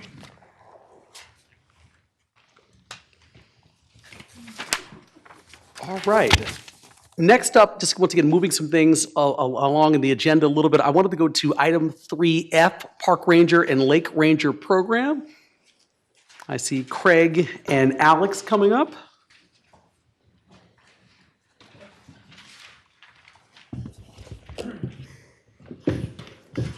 Good evening, Mayor and Council. Craig Hayton, Community Services Director, joined by Alex Jovanovich, Deputy Community Services Director with Parks and Recreation. Appreciate the opportunity to provide information on what we believe is an important opportunity to reinstate the Park Ranger program. Today's title is Park Ranger and Lake Ranger Program. Probably going to default to using the term Park Ranger just more out of historical use than anything else, but it's really meant to encapsulate a program that covers our entire park system, as diverse as we are within Tempe. And we know that Alex and I are just two people of a multi-departmental team that are really working through this important initiative moving forward, even as we talk through the budgetary process. So today's presentation, we're going to focus on a key performance measure, but also how data is going to help inform the program, but also help not just set it up, but also move it forward. Alex will run through many of the logistical pieces that we're looking at before the new fiscal year begins in anticipation of at least the discussion at the council level through the upcoming budget process for a potential program, the mission and benefits of bringing a Park Ranger program back in to the city, its program and approach, ranger function specifically, and then I'll talk through at a very high level a supplemental request, knowing that there'll be a full discussion with other supplementals and the full budgetary process coming up at the end of April, but also knowing that this is a priority for Mayor and Council at the same time. And then with that supplemental process that is currently in process, we are working through multiple things just on our end to make sure that we do hit the ground running if this is something that Mayor and Council want to support with the program moving forward. And then certainly we'll have time for questions and discussion at the end, but if there's a question on any specific slides, we'd be happy to stop and answer some questions at that point. So we're going to frame today's conversation around performance measure 1.23, the feeling of safety within parks. We know that the parks are a central component to our community and a gathering space, but we also know that safety is determined, and the feeling of safety and being safe is determined by multiple factors. It's how we maintain our parks. Mayor and Council made a significant contribution to our capital program, to reinvesting in our parks through our capital program, how we activate our parks through programs and events, but also the presence that we have within our parks throughout the day before and after parks are open as well are a key component to that. And this performance measure isn't one that acts by itself. It certainly impacts other performance measures as we've identified in previous presentations here today, and also different strategic priorities, though it does fall under safe and secure communities. So I want to start with data. We know that Tempe is a data-driven organization. I'm going to dive a little bit deeper into performance measure 1.23 and the feeling of safety within parks. This is a performance measure that includes multiple metrics. City parks like Rio Salado, Kiwanis Park, our neighborhood parks, Daly Park, JC Park, Hanger Park, excuse me, and also our desert preserves when we look at some of our desert areas. So we have a very diverse system. So the feeling of safety is meant to encapsulate all of those areas specifically, but also the performance measure through the community survey looks at day and nighttime use. How safe do folks feel within our community using our spaces within those times? And we can see there's a significant difference between the goal at 88% how folks feel. During the daytime at 71% as an aggregate number between those three different areas, but also there's a significant opportunity as a starting place to impact the feeling of safety within parks at nighttime across our different areas. We also envision utilizing police calls for service, much like what is currently used to help inform not just the police presence, but also our allied security presence within the parks. Our parks data that we capture, but also some qualitative information that we have through our community as they reach out to us individually through 311 or some phone calls, just letting us know what they're seeing. So we want to use that to really help inform how we move forward. And with that, I'll turn it over to Alex to talk through some of the logistics of the program as we currently see it, as it evolving. I'll start with some mission and benefits, and excuse me, as Craig said, there's a lot of connection between multiple performance measures as well as different strategic priorities. But we see, knowing that performance measure 1.23, the feeling of safety in parks, is a priority as well as an accelerated performance measure. The mission of a re-implementation of a park ranger program will be to improve the feeling of safety. Some of the benefits that we see internally that will then in turn provide external benefits as well to the community will be enhanced service coordination, interdepartmental support, trying to build upon the work of other interdepartmental initiatives, both past and present. The Ranger program will provide operational flexibility, improving efficiency and effectiveness, have increased ownership with enhanced buy-in. We'll have, as an internal program, as an internal Ranger program for the City of Tempe, we'll have control of the hiring, the onboarding, and the training process, which will allow us to be able to develop a greater sense of strategic priorities with staff, city initiatives, and performance measures, developing a better connection ultimately with the community. And then having streamlined communication both intra and interdepartmentally, being able to make rapid adjustments, being able to quickly pivot and shift in resources when needed. Our approach will be that the program will be managed by community services, specifically Parks and Recreation, with the internally managed program having support come mostly in the form of education and training from other departments. With the program being initially housed, or centrally housed. Right now we're looking at the library complex or campus as the central location initially, being central to the city, having ample parking. And then the program will be supported, and the key word I'm going to focus on is integrated with other departments, so that integration will allow stronger community connection with the community through things like crisis response, trauma-informed care, beyond just Rangers going out and letting community members know, hey, dial this phone number. We'll be able to take it many steps beyond that with integration with other departments and our partners. Staff will be unarmed, uniformed civilian employees. They'll be full-time city employees. We feel that's going to be at the right level to serve the community and address issues. And then that'll allow us to transition away from a solely contracted presence, but with the potential to have a focus of contracted presence in certain parks if need be in the future, which also will benefit from having some additional consistency, not having to go back and forth with renewing contracts, not knowing if a contract vendor will be renewed or maybe that contract vendor changes, and there's a lot of time commitment for that changeover. Yes. Okay, thank you.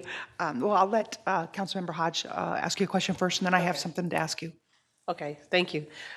When you said that unarmed, that means that they can't have tasers either, or is that just unarmed mean like a gun? Because I think that they're going to need something.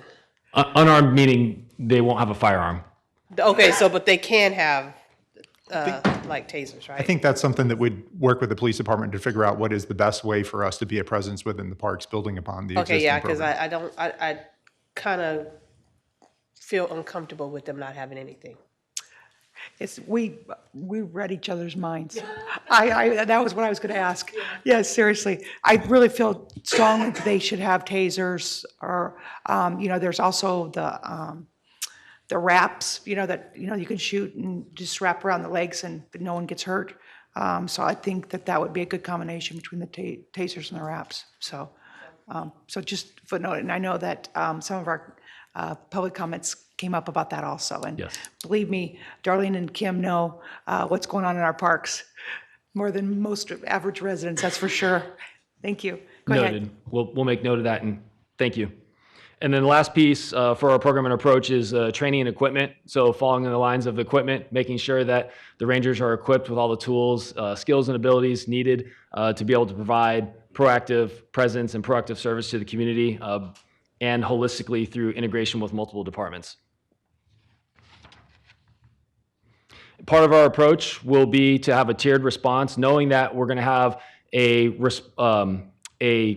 reactive response through service calls or calls for service at parks across the entire system, including Tempe Town Lake and around Town Lake, through the preserves, through our turf parks, through our neighborhood parks, regional parks, but also approaching it through a tiered response with how we allocate proactive visits between all the parks and being able to use data to inform us and being able to pivot quickly to when we need to adjust which parks might get more proactive visits than others.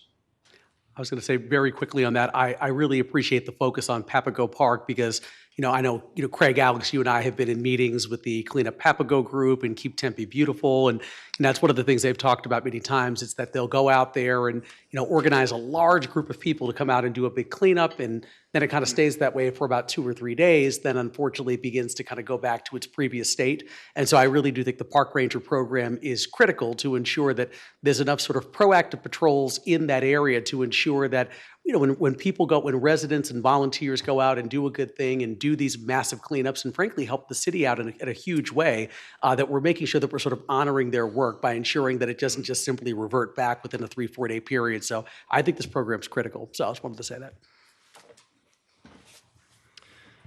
And the last part I'll discuss are ranger functions. So discussing the 3 core ranger functions. So one being proactive presence, another being ambassadorship, and then lastly being enforcement. So through ambassadorship, being able to provide outreach and education to the community. I know one of the community members, their comment earlier was specifically on education. So weighing that heavily, being able to incorporate that, knowing that parks are central to our neighborhoods, being able to participate in neighborhood meetings, potentially neighborhood watch group meetings through that ambassadorship component.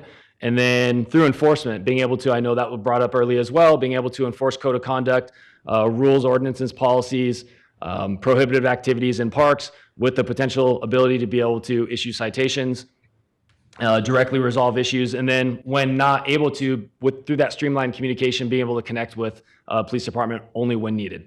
And then the first part I mentioned was just having a proactive presence. So both as a security presence as well as providing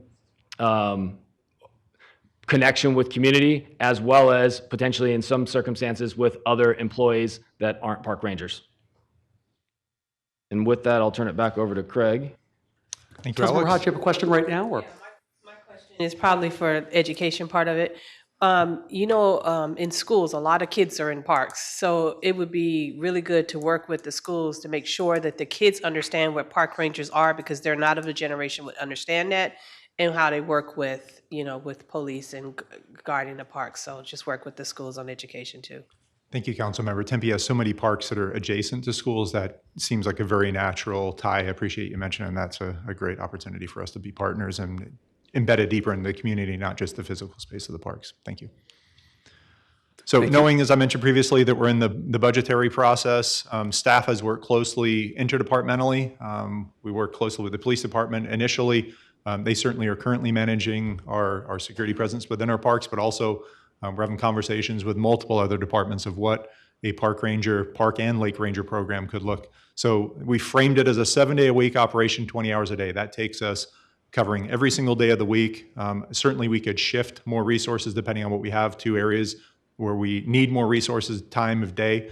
But the hope is to cover from 5 a.m. to 1 a.m. so that we do cover, for the most part, our parks open at 6 o'clock. For the most part, close at 10 or midnight. That does give us some room. And again, we could be flexible to work outside of that depending on some special needs. So that is the framework that we've addressed. We know that from one of the earlier slides, there is data that's provided by our community that says that there's a desire for, or at least they feel less safe at nighttime. So seems like there's a really good opportunity for us to focus and presence at that time. But again, just reiterating some points that we've had and talked on previously, but then also talking through the lake portion of it. We want to make sure that we are putting our resources where data is actually driving us to be. So currently, as we set it up, we're looking at night, but it doesn't mean if we don't have some hyperlocal challenges, we can't focus on specific times and specific days. in some very specific areas, as Alex mentioned, wanting to use a tier approach, recognizing that resources are going to be limited, but we do want to make sure that we cover our entire system through the course of a week or 2 weeks, as well as responding to calls for service. A unique piece in the conversations, we appreciate Councilmember Navarro and Garland for the conversations that we had through the council committee multiple times of what could a presence on the town lake look like. There could be support for events, but there's also a presence in and around the town lake currently with DTA managed security. How can we build upon that, where we work with the Tempe Fire Medical Rescue Team to make sure that we're equipping, even as we look at job descriptions, where we've got the skills, the competencies, the certifications, as well as how do we share equipment between different areas, that we set up this program. This is really in its infancy as we're thinking. We don't want to get too far ahead of ourselves, but we want to make sure that we are building some good momentum. So we are working interdepartmentally on that. And then what does it look like for us to be out on the town lake with equipment, those skills, and then also with the staff? Certainly if data is driving us to be there or another area, we want to focus on that. But we know that there is an opportunity it's a unique opportunity for Tempe, as busy as the areas in and around the town lake are. So it could be, how do we put people around the lake so they can respond quickly if there's something that's on the lake?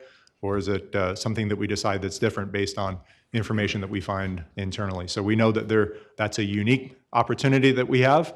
But we know that with a large interdepartmental team that has certainly feelers out nationally on what other organizations are doing, that this could be something that we could make our city proud and how we even represent that portion of it, and make sure that we weave that into the program from the beginning, from, again, getting support from folks who are currently the experts, who are excited as leaders within the Parks and Recreation, the Community Services team, but we also know that we are going to have to approach this very humbly with our other partner departments that really have the experience here, and certainly some other agencies. We've had great conversations with other teams like the Queen Creek Ranger system, just how they've really embedded themselves in and become part of that community through the Ranger program that's 20 years old.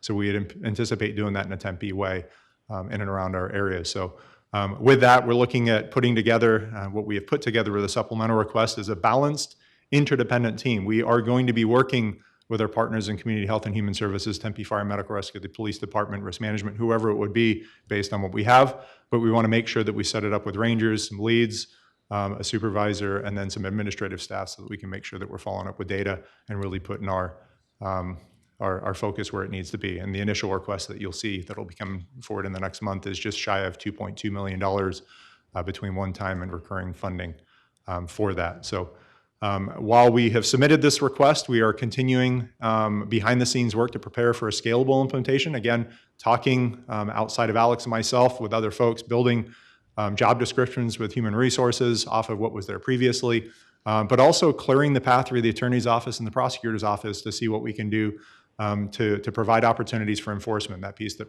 likely wasn't there previously with the Park Ranger program or currently isn't there with the Allied Security. And then what can we do to explore additional strategies to align and expand coverage? We mentioned previously that a security presence is one key component of improving the feeling of safety in parks. How can we build upon this potential program, but then potentially look at some other areas for us to make some impact? And then finally, as a data-driven organization with a potential new program, how can we from the beginning look at measuring the impacts of the program rather than waiting for a community survey? Can we utilize some other data points so that we can make sure we can identify if and how we're being successful so that we can then make some modifications to a program as it's potentially in process. And with that, we'll be happy to go back to any slides with any questions that Vice Mayor and Council may have. Thank you so much. Really appreciate it. Vice Mayor Adams and Councilmember Navarro. Yes. So when I was first elected in 2018, 5 years ago, one of the very first conversations I had was with the city manager about bringing back the park rangers. And I heard a lot about that on my first campaign and my second campaign. So I am like super excited. This is like the best news I've had in a long time. And I'm really excited to get this program going. It warms my heart to see the picture of the rangers that we had before. A lot of those were people that I'd worked with for many years and colleagues and friends. So I just am so excited to bring, a team like that back. Maybe we can even get some of the park rangers that we had before back into the city. But I'm just like super excited about this whole program and finally getting this going. And I know Councilmember Navarro has taken over with and I appreciate you carrying the water on this. And it's just something that's near and dear to my heart. I think it'll make a huge difference in our community because I saw what it did before. I lived through what we did before, and it was really a great program. So I just, my second question is, what is the time frame for getting this going? I know that we have to put in the budget, but just kind of after that, I mean, I don't want it to be like a year later. So I've demonstrated tonight, those long delays are really frustrating for me. So I'm just wondering if you can, and I'm not asking you to put it in stone here, but can you give me a timeline when we can get this going? So we recognize, thank you, Vice Mayor, that there are future budgetary conversations, assuming the program moves forward. We're working on job descriptions now so that we can hit the ground running if there is funding to get positions advertised and then onboarded and then trained. So I would anticipate that's going to be a 3 to 6 month process. I would anticipate in this climate, if we can hire some rangers in 3 months, a supervisory position as well, and then go through the onboarding, we'll rely on the police department of what that looks like to make sure that we do it correctly. That would be my goal, looking at the first 3 months, having some staff on board, and then from there looking at making sure that we're training folks. But with that, also with a transition with our current security presence as well that we currently have, we do have a great relationship with Allied. They're doing great work within our parks, working specifically in areas directed by the police department. We would anticipate that there would be some continued support through that, and also working with the DTA over the course of the next year. They would be continuing their efforts in and around the Tempe Town Lake as well. So the hope would be that we would transition by adding some staff in. Certainly as budget discussions evolve, then we can make those minor modifications, but I would anticipate that hopefully we get some folks out on the streets in 6 months with that. So it's tough to know at this point, but we know that we've got to work through some things. We are starting now a few months ahead so that we really can hit the ground running. That's the goal. Okay, thank you for that clarification. Yeah, I like the 3 month process idea. Getting some people out there in that time frame. I will be strongly supporting this program when it comes to the budget process, and I hope I encourage my colleagues to also do that. And I'm just super excited about this. This is a long time coming, but we're getting there. We're getting very close now, and so it's exciting. And great presentation, by the way, very clear. The only thing I would add is that one line, it was kind of hard to see the graph, just because some of the colors that were used. I just kind of saw it reflecting off the TV. So just for our residents out there that are watching, it might be easier if we just use a little bit different colors scheme on that. Appreciate it, Vice Mayor. Great job. Thank you so much. Thank you, Vice Mayor Adams. Councilmember Navarro. Thank you, Mayor. Craig, thank you guys. You guys do a great job tackling all this stuff, working with PD and fire on the lake park portion of that. And I just want to say, obviously it's been said, and I know Darlene and Kim have brought this up about the Papago Park and the uniqueness of our area. You got a desert park, you have a major lake, you have this downtown area. I mean, you can go from one place to another and be in a different atmosphere like that. But it's the enforcement, it's all the things we talk about. I remember in 2008, we got rid of the program, and that was a hard bite. And then we're trying to get it back, and we tried, okay, let's go with security guards, let's see how that does. And that's been a help, but obviously to that point, contracts, this and that, fluctuation, staffing, all that stuff, we don't have control over that stuff. So once again, we tried those things, we got to this point, now we're trying to bring it back. And I think it's outstanding. It's outstanding not only for our neighborhood parks, but also for the major park. And one of the things is Tempe Town Lake. And I'm saying this to the council is to know that I'm advocating for this whole thing to get rolled out, but rolled out with the Lake Ranger portion of it too, to make sure that we're tackling that issue. Obviously, we're going to be proactive and not reactive to the whole thing because we've had events down there. And it's not to say it's only for drowning events or events that are related to drowning, having those rangers having the ability, the training, and the equipment to handle those things. But it's also the uniqueness of the lake, getting from one side to the other, being active on special events, being active on when they have to get onto the other side of the lake to get out and do some patrol or whatever they may need to do on foot. I think it's a tool that's going to be very beneficial in very different ways. And I think the association with the park rangers, with PD and fire, being able to use that access is going to be very strategic too. We look at the lake nowadays and how it's running right now. I see boats out there. I see events or things going on. The fact that we could have a safety ranger program or a lake patrol program in an event when something does happen, we'll be ready. And if an activity does go on like the dragon boat, deal. Hey, what a great resource to have, especially on moving water. So I think that we're doing our due diligence by doing this in a very strategic way. And yes, some people can debate, are we doing it too soon or should we wait a little bit? No, we need to do it now. One death is too many. At the end of the day, one death is too many. And the fact that our lake is growing so fast, the fact that our downtown is growing so fast, the fact that on the lake and the retail and everything and the events that we're doing, oh my God, the Aloha Festival was great. And it was just the Aloha Festival with great food, no beer, no nothing, but it just was people around. On days when there's nothing going on, that lake is bouncing. So I think it's very strategic that we're doing this, not only just for the lake, but also for the whole program in and around the city. So I appreciate what you guys are doing. And I also want to say the outreach, the fact that they are not passing a phone number on, the fact that they are a resource like Care 7, like PD, like Fire is, to get people the right help at the right, they're going to be very strategic in that, especially with the homeless, addiction, mental health, all those things that happen in and around the lake. What a resource that is going to be for them to be at their fingertips, not to have someone else come in. Because when I talk about that, it's all about timing. It's all about timing, getting person. And if someone's asking for help at a strategic time and a Lake Patrol person is able to take care of that, that's money. So I appreciate that. Thank you so much. Anyone else, council, any further comments or questions? Great. Craig, Alex, thank you so much. Appreciate it. Exciting to see this potentially returning. Thank you. Thank you. All right.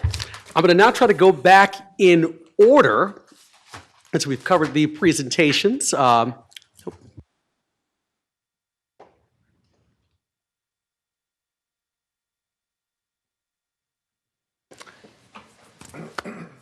go on to item number 3B, bicycle and pedestrian access improvements along Smith Road. And I see Kathy Hollow and Shauna Warner coming up.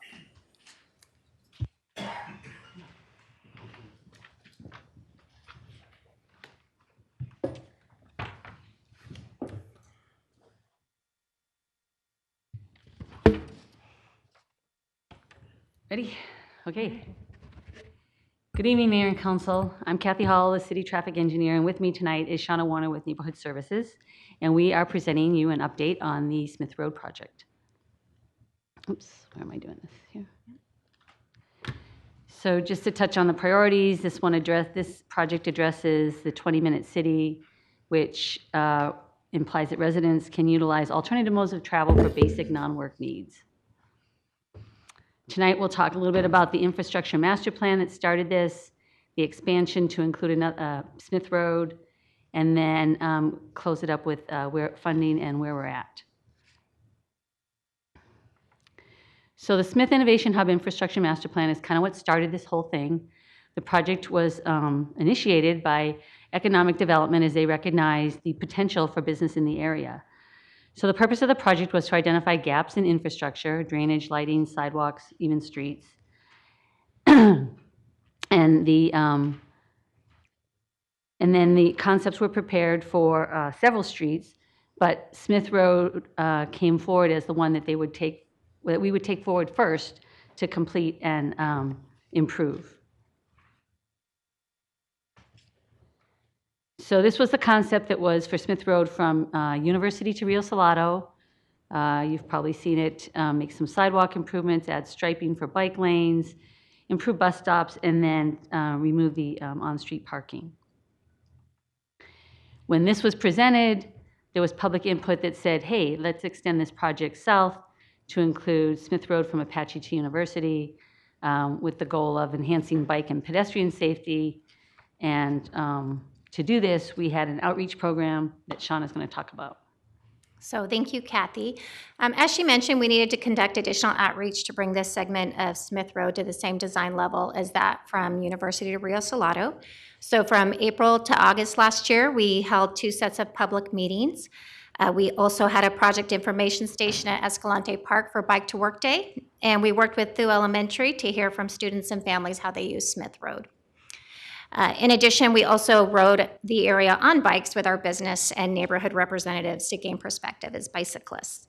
So then on December 9th, we held 2 additional public meetings, and this was then talking about the entire length from Apache to Rio Salado, finalizing the design from University to Rio, and introducing the design for Apache to University, And then Kathy will now walk you through what that part looked like. Okay, just real quickly, we had started with a couple alternatives. One included some roadway widening that would have bike lanes. Another one tried to maintain the existing roadway width, had sidewalk widening and bike lanes as well. This was taken to 30% and was presented, as Shauna said, in a meeting in early December. We then heard from some of the neighborhood leaders that they had some concerns that maybe they thought weren't addressed. So we got together with them on January 13th, and they presented their top priorities as shown here, which were trees and shade, bike safety, buses, the trash can problem, and parking. So what we decided to do was to take this roll plot to the neighbors and say, tell us what we missed, tell us what you want to see. So this roll plot basically is an aerial of this section from Apache to Don Carlos, and we included information on here like the with the dots. The orange dots were the driveways, the blue are drainage features, the purple are, I believe, sidewalk ramps, and the yellow were the street lights. And those things kind of represent constraints when we do design, so that they understood that there were some constraints when we go forward. So what we did, we let them take this roll plot, and they themselves sectioned it off. The little dash lines that you can see, they did themselves, and they decided to address what was important in each section based on those 5 priorities. I know you can't really read it all, but they, as you can tell, had a lot of ideas on what they wanted to see going forward. And this information has been given to the consultant so they can add it to the 30% plans as we go forward. In the meantime, I just wanted to mention that the city has submitted 2 grant proposals that could help Smith Road project, and these were done in assistance from cul-de-sac and some other community partners. One was a Bloomberg grant that looks for innovative ideas for improvements, and the other one was a Thriving Communities grant that covers a little bit bigger area and integrates land use, transportation, and economic development. And we're still waiting to hear on those, whether or not we will receive them. So to kind of wrap up here, we do have some money in the CIP to fund this project. It shows design and construction funding at the top. The current estimate for the project is $4.3 million. Right now, the consultant is finishing up the 30% design plans. We need to meet with the neighborhood leaders one more time to make sure that we've addressed everything they want addressed. And then we'll go forward with next steps, the 60, 90, and 100% plans, hopefully completed by the end of the year with a bid set ready in late January, early February. Of course, all this schedule depends on whether or not they identify right-of-way needs or easements, and then as we do potholing, what they find underground. So the construction completion is anticipated for the first quarter of 2025 based on having the funding available to do this. And with that, I think that's our quick update. And do you have any questions? Sounds good. Thank you so much. Vice Mayor Adams? Yes, so soon we're going to have 1,000 bicycles coming into use at cul-de-sac. And I'm concerned that we need to have a buffered bike lane from Apache to Rio Salado. And I think that 2025 is too long to wait. I see with 1,000 extra bicycles on the road, but it's a dangerous situation. And like Councilmember Navarro said earlier, one life saved is worth it.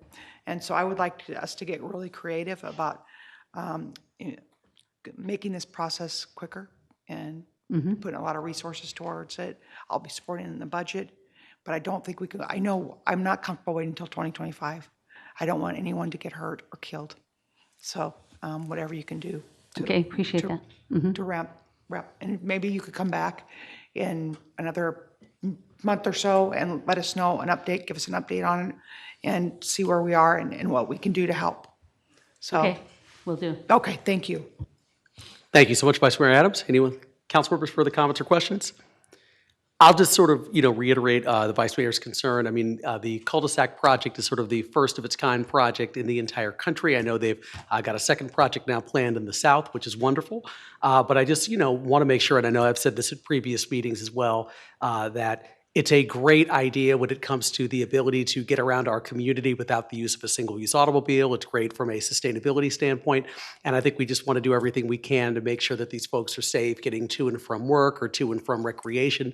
So I agree. I think whatever we can do, if there is some ability to find some additional funding or move this up to provide some comfort, not just simply to the developers of cul-de-sac, but obviously to the bicyclists that are going to be using that area. Of course, I'm happy that we are talking to the neighborhood leaders and making sure that we're getting their input. They've been there for a long time, so I think it's critical that we make sure that we have their buy-in. But if there is something we can do to accelerate this, to let the folks at cul-de-sac know we're getting this done as soon as possible to provide those protections, I think that would be great. So, Councilmember DeVar? Yeah, Mayor, thank you. And just a thought, I don't know if this, I know you guys have design problems when it comes down to the streets that have minimal right-of-way. If there's a combination of just signing shared street bike things that get us through this. I don't know if down the road something, translates to where we can get more right-of-ways. I know that's just a hard choke point, so to speak. But I think there's probably some proactive things that, we know that we're having some give and take we have to do in that area. And then obviously as you go down Smith, and it gets a lot doable, right? Yes, yes. So, look, I think you guys can handle this. I think that we're just trying to encourage you guys that this is coming on board. We just got to get after it. Thank you. Thank you. Sounds good. Thank you, Councilmember DeVar. Anyone else, council? Comments or questions? No? Sounds good. Thank you. Thank you so much. Appreciate it.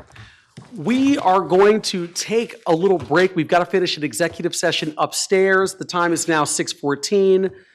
Council, if we can be back down here around, let's say, about 6:40, that would be good, so we can gavel the meeting back around 6:45. So I guess we're going to take a little bit of a break to finish an executive session. So we are adjourned for the moment.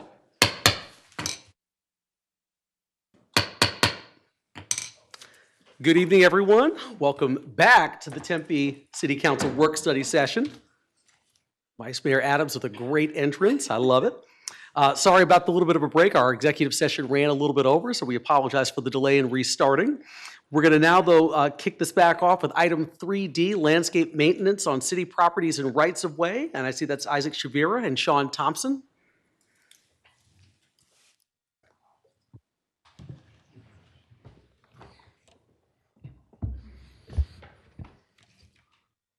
Good evening, Mayor, members of the City Council, Isaac Shavira, Transportation Maintenance Manager, and with me this evening, I have Sean Thompson, our Maintenance and Operations Supervisor.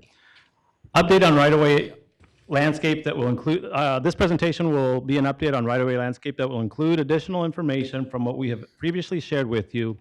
And as part of this presentation, you will see several revitalization efforts that have been completed, as well as projects that are in the works, and then future proposed projects. This presentation is part of Performance Measure 3.23 and falls under the quality of life. I want to take you on a quick, brief walkthrough through this presentation, and I'd like you to focus on the pictures on the right-hand side. As part of the presentation, in the revitalization of our right-of-way infrastructure, we look at the right tree, right place in these revitalization efforts, and we consult with our urban forester to have the conversation and the discussions around tree species, tree canopies, location of trees, space to grow, both horizontally and vertically. The first bullet point that I'd like to focus on is the space to grow. As you can see the picture on the upper right-hand corner, the tree and the location of it is very difficult for various issues that you could see circled in red. As part of those conversations, we talk with our urban forester, and you can see that there's some areas that conflict with utility clearances, sidewalk clearances, line of sight, and the red open circle at the top is the street light that you can barely see with the tree canopy, and that's inefficient street light efficacy on the roadway system. So we want to make sure that we're planting our trees in the proper locations adjacent to our roadways. The picture on the bottom right is an excellent location of where we've consulted with our urban forester, and you can see that the tree canopy gives us that vertical clearance off the sidewalk. It also allows us to, it's far enough back that the utility in circle in red, SRP utility lines are far enough back that they don't disturb that infrastructure. Continuing on the right-of-way, in terms of right tree, right place, you can see the tree that has been severely pruned for the same conversation that, for the same issue that I talked about earlier in terms of the roadway efficacy and the lighting on the roadway is such that provides a safe roadway system. Unfortunately, the tree sees some significant trimming, and therefore we want to make sure that we're planting our trees in the right place. The picture on the right-hand side, as most of you are familiar with, is a tree that is in here in the plaza near the City Hall. And more times than not, when you see this type of infrastructure adjacent to a healthy tree, more times than not, that tree's going to win.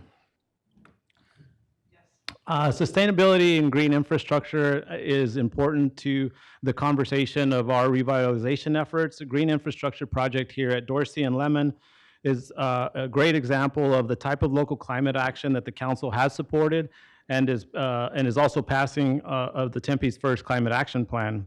The green infrastructure allows Tempe to cool our city through effectively using stormwater. As Tempe gets hotter and drier, this type of investment will be critical to ensuring our city is livable and sustainable. This project is a perfect example of how our city collaborates with partners and residents to make our city more sustainable. Interdisciplinary approaches were in display here with various departments and divisions to include but not limited to engineering, transportation, municipal utilities, community service, community development, and the Office of Sustainability. And we are certainly not done yet, and we'll continue to look for opportunities to collaborate as we continue our right-of-way revitalization efforts.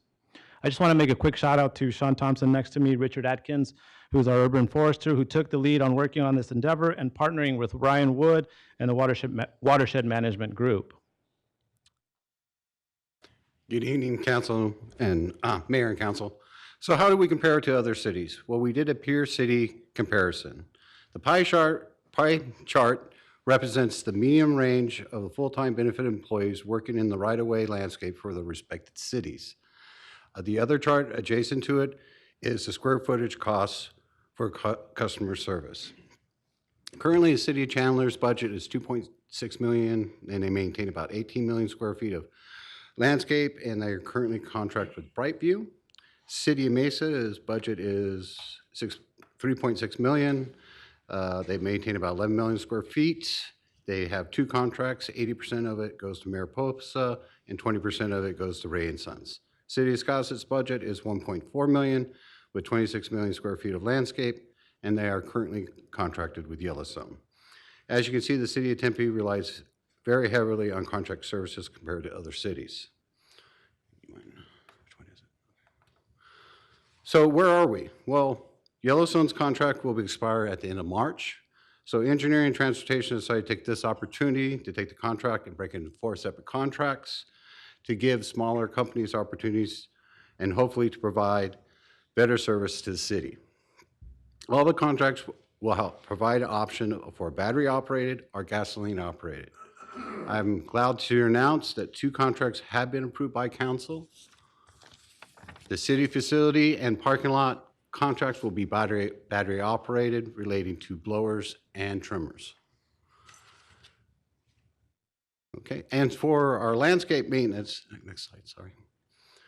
We want to make sure that our contractors are performing all the duties, picking up litters, trash, blowing, raking, trimming when directed.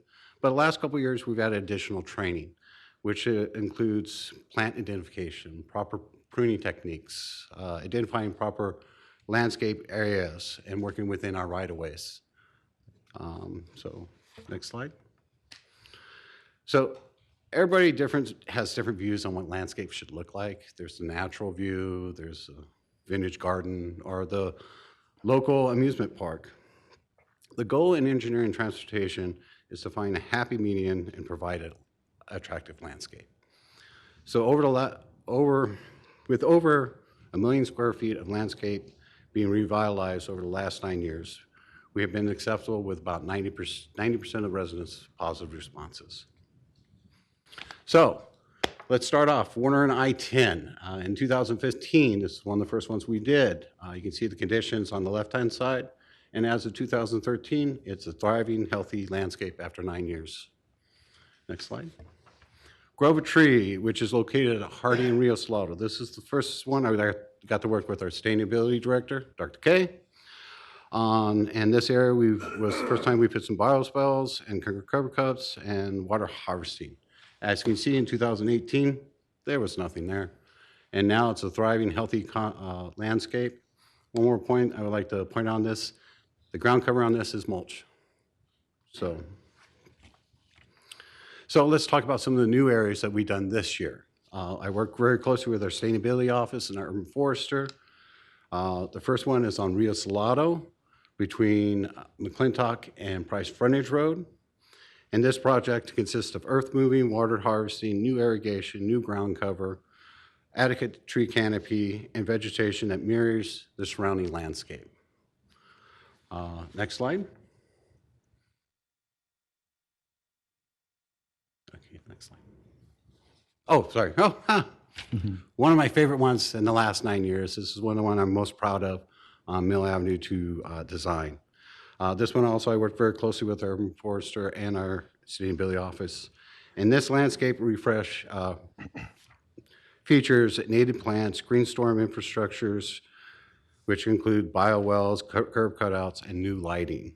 This project supports the place marking of Mill Avenue and provides a Sonoran Desert feel to it. So Sean has walked through several of the projects and the work that we've done in the right-of-way landscapes. Let's talk a little bit about our landscape data and assessments. And because obviously you've heard tonight several conversations around the data-driven city that we are continuing to enhance our existing right-of-way landscape GIS mapping system that would allow us to update and improve areas and provide brief descriptions on what was performed to include tree selection and plant materials. The picture on the left-hand side is exactly that. What you've saw and Sean talked about briefly is basically a brief description of the project. It will also include some pictures that will show our community what we've done, and also show some pictures of the efforts that have been done in several of the new revitalized landscape areas. In terms of assessments, we've, on the right-hand side, you can see that there's the GIS mapping system that identifies the assessments that are done on a yearly basis, and we assess everything from tree canopy, aesthetics quality, plant material, desert granite system that's in place. And as part of that assessment, it's something that we're framing the LQI, which is the Landscape Quality Index. You've heard PQI on several presentations. And so we're mirroring that effort to make sure that we're not only identifying the locations and the need for each location, but also establishing an LQI, a Landscape Quality Index of each of the locations. And as part of that, it helps us prioritize locations that need to be revitalized based on those assessments, and helps establish the conversation on what that 5-year CIP plan will look like.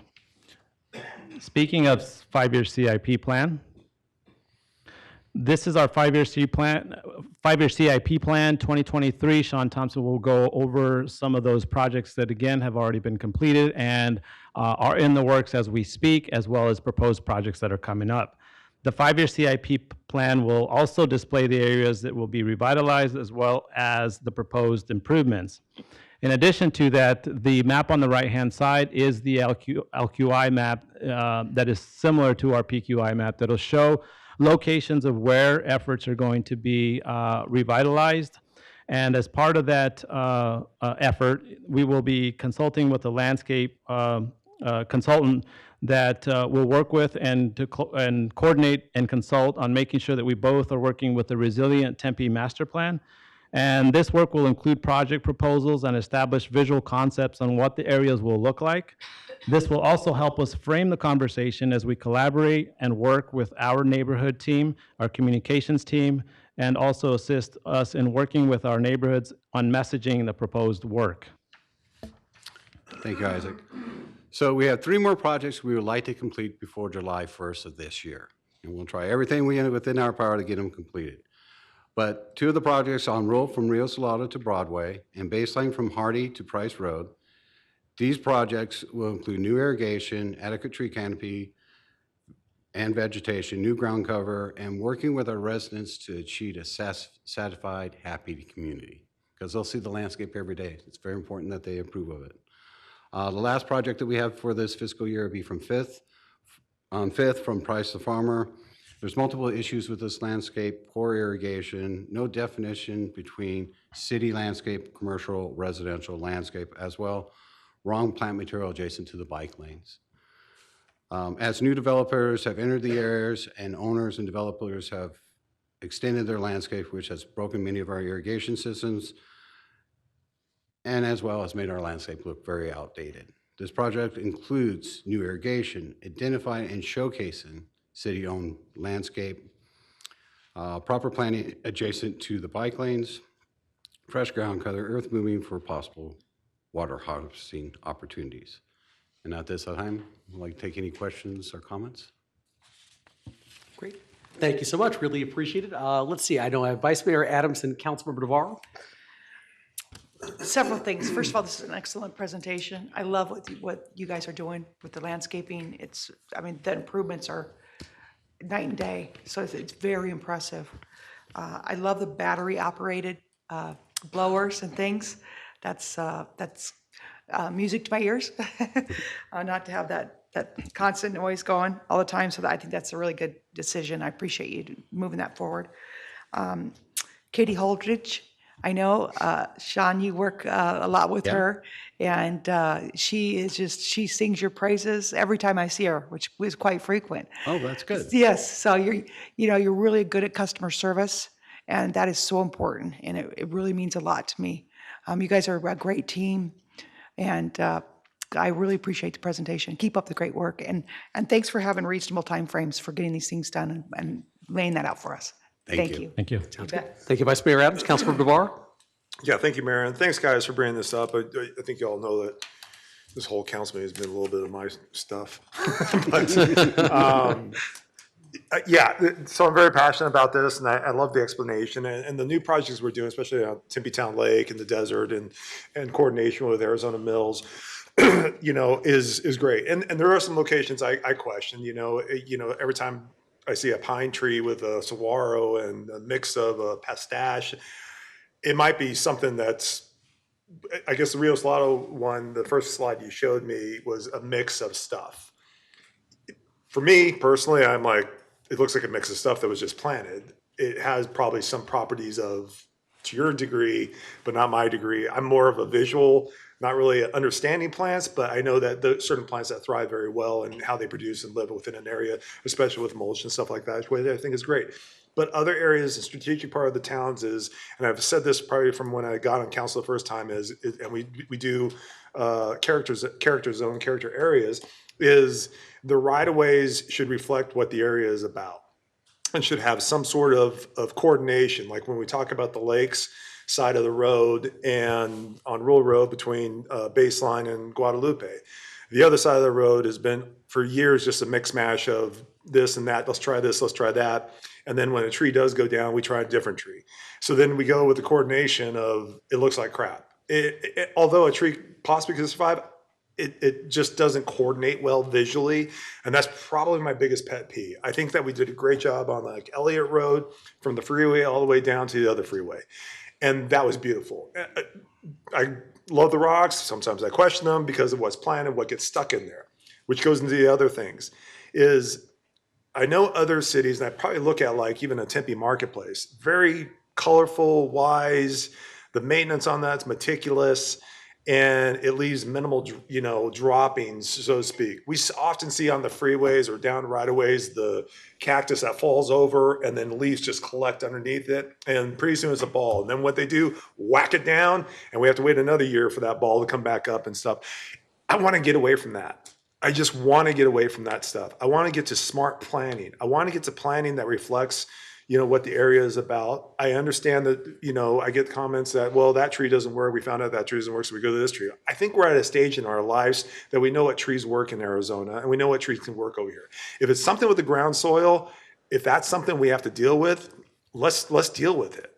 But let's take the opportunity to make sure that we're doing things aesthetically pleasing when people drive down the road. And like I say, I bring up Rule and between Baseline and Guadalupe.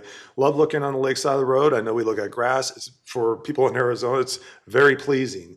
And I know that we have a water situation, but it doesn't have to be grass, but it could be something very pleasing on the other side of the road. And let me work on the right-of-way walls as we get on that subject. But I think that there's really some opportunity to really coordinate. Like I said, lean on Tempe Marketplace. What are they doing? How are they doing? How often do we need to do maintenance? Is there, a possibility? I know that we're talking about doing the project from the 60, all of Rural Road, the 60 down towards Baseline. I'll just use that little area on Rural Road. There's a big, nice palm trees they have there. It's the entrance into South Tempe. That's my entrance. Yeah. That's a piece of right-of-way. I hope we knock it out of the ballpark. It looks visually acceptable. It's the right plants, the right pop, the right material, and the right ground covering. And it doesn't have to be what we've been using now, throughout the whole city. Something smart. I don't care if it's AstroTurf or whatever, but just something smart. I'm not telling you how to do it. I'm just like, God, please take this opportunity to do it right. Because that's an entrance area. That is an entrance into South Tempe as opposed to the other side. So do we make landscape agreements different in those entryways to where they're maintenance more frequently than the other stuff? Something to think about. I don't know. But those are things that are important to me, because when people come off the freeway and see our city for the first time, it's like when I go into Scottsdale or I use Palm Springs, oh, this is cool. Must be a nice neighborhood. Must be a nice neighborhood or a nice area. And that nice neighborhood entryway starts to get people to invest in their property and do things that other people want to see. You think about Arcadia, how that storm, develops. I want those things to happen. I want people to see that we take care of our stuff, because that means we're safe.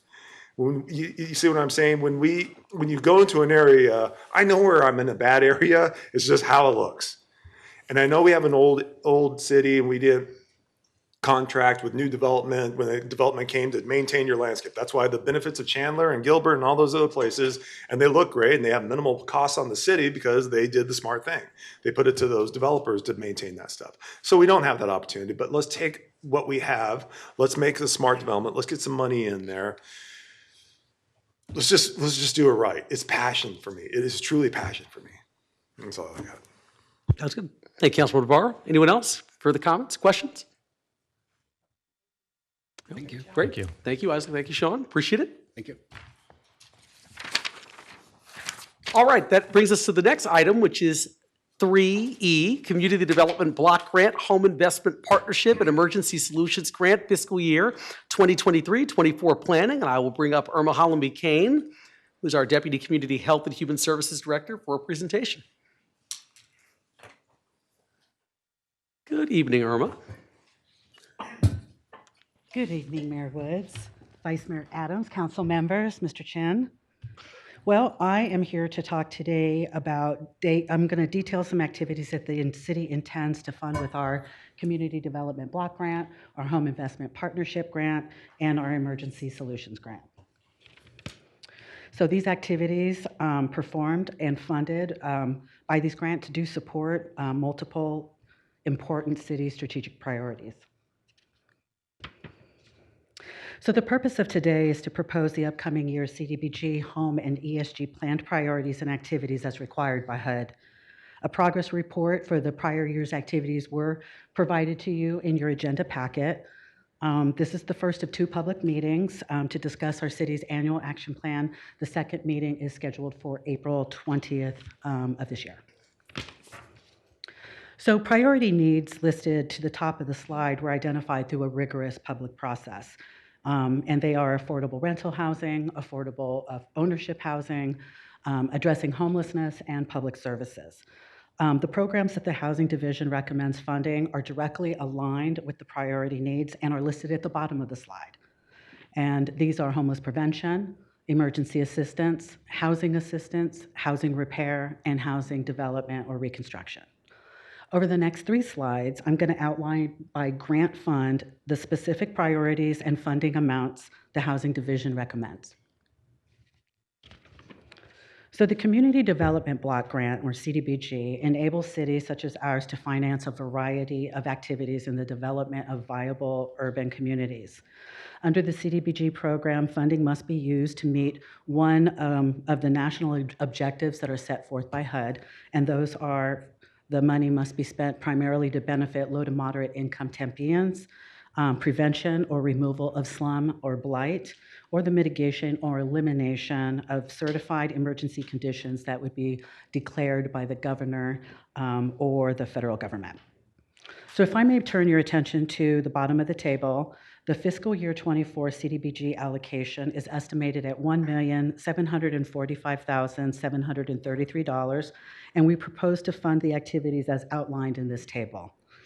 So if I could take it from the top, program and administration, we do fund our staff salaries and associated equipment through these admin fees. I would propose that we take the full amount of 20%, which is allowable.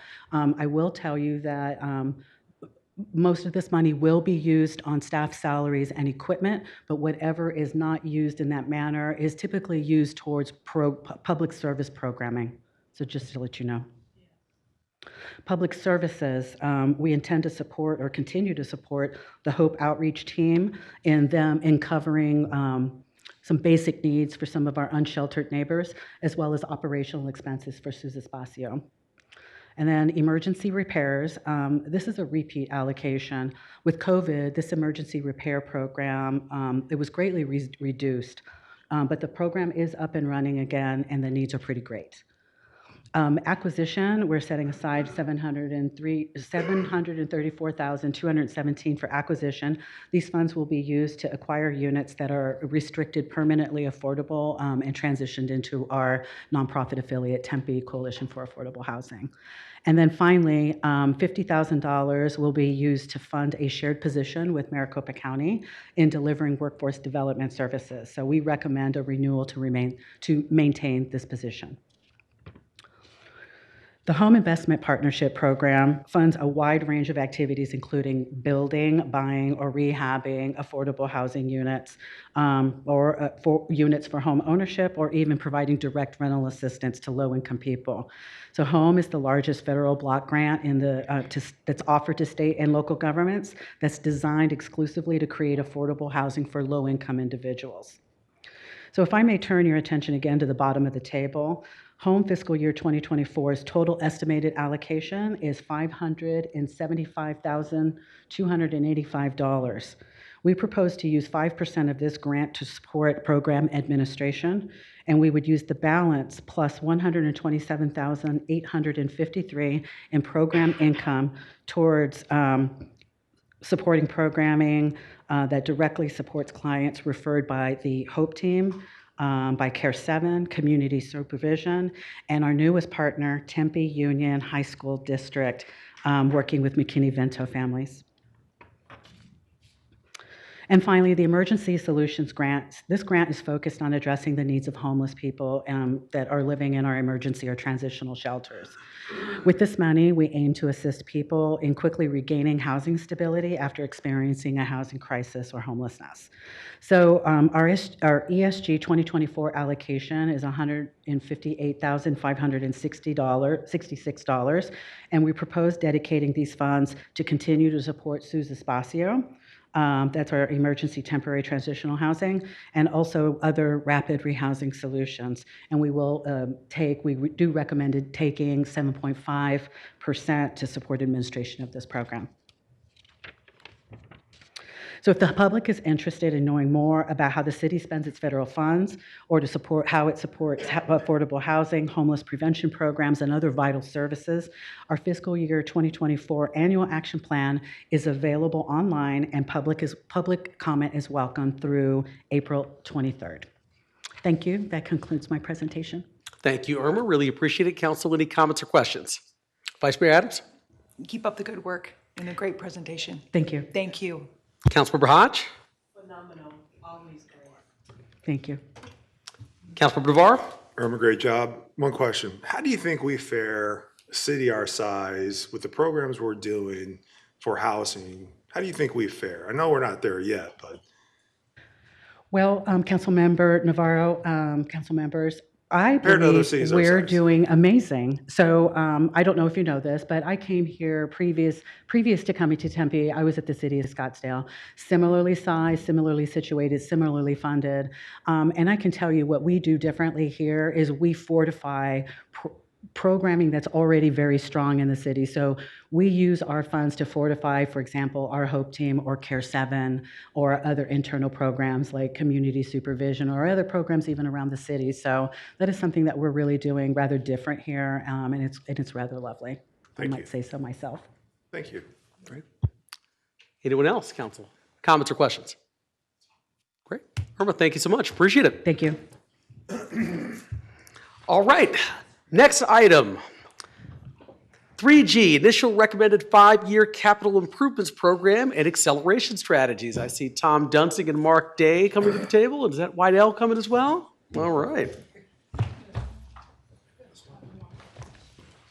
Bring it.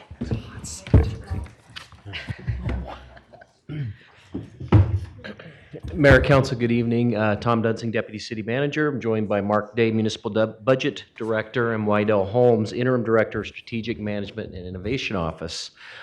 Pleased to be back here tonight. We took our first look at the CIP proposed projects on February 23rd.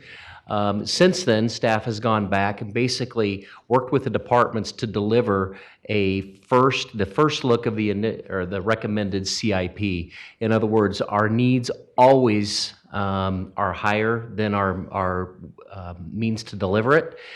So we simply have to go in and size the CIP, and that's what you're seeing here tonight. I'll just say a couple words.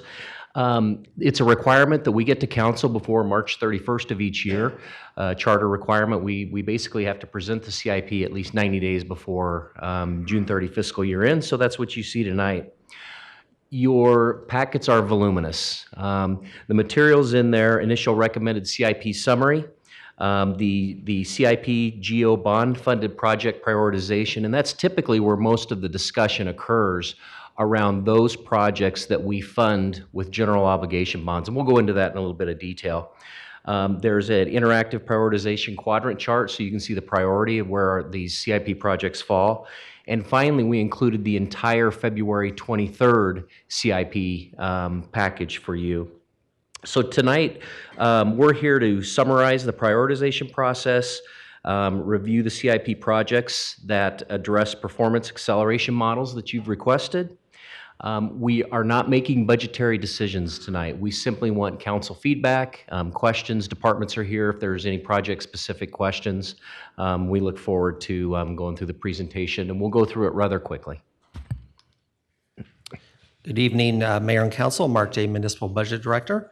Although individual projects would address various performance measures across all city priorities, this process of presenting and discussing the initial recommended CIP most closely relates to City Council Priority 2.11.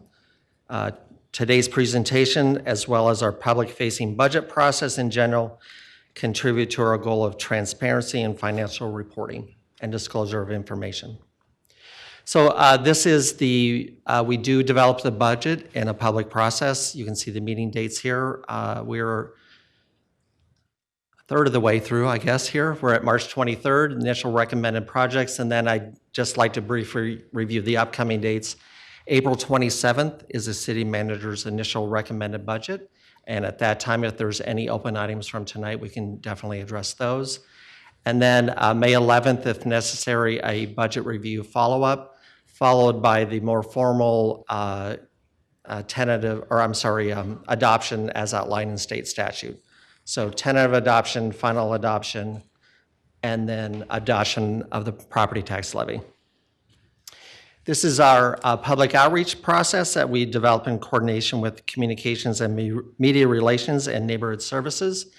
We had an online forum that was open from February 1st to March 6th. That is now closed. We'll bring those results back to you, as well as the results from the Mayor's Youth Advisory Commission. We had them take a survey. We'll present those on April 27th.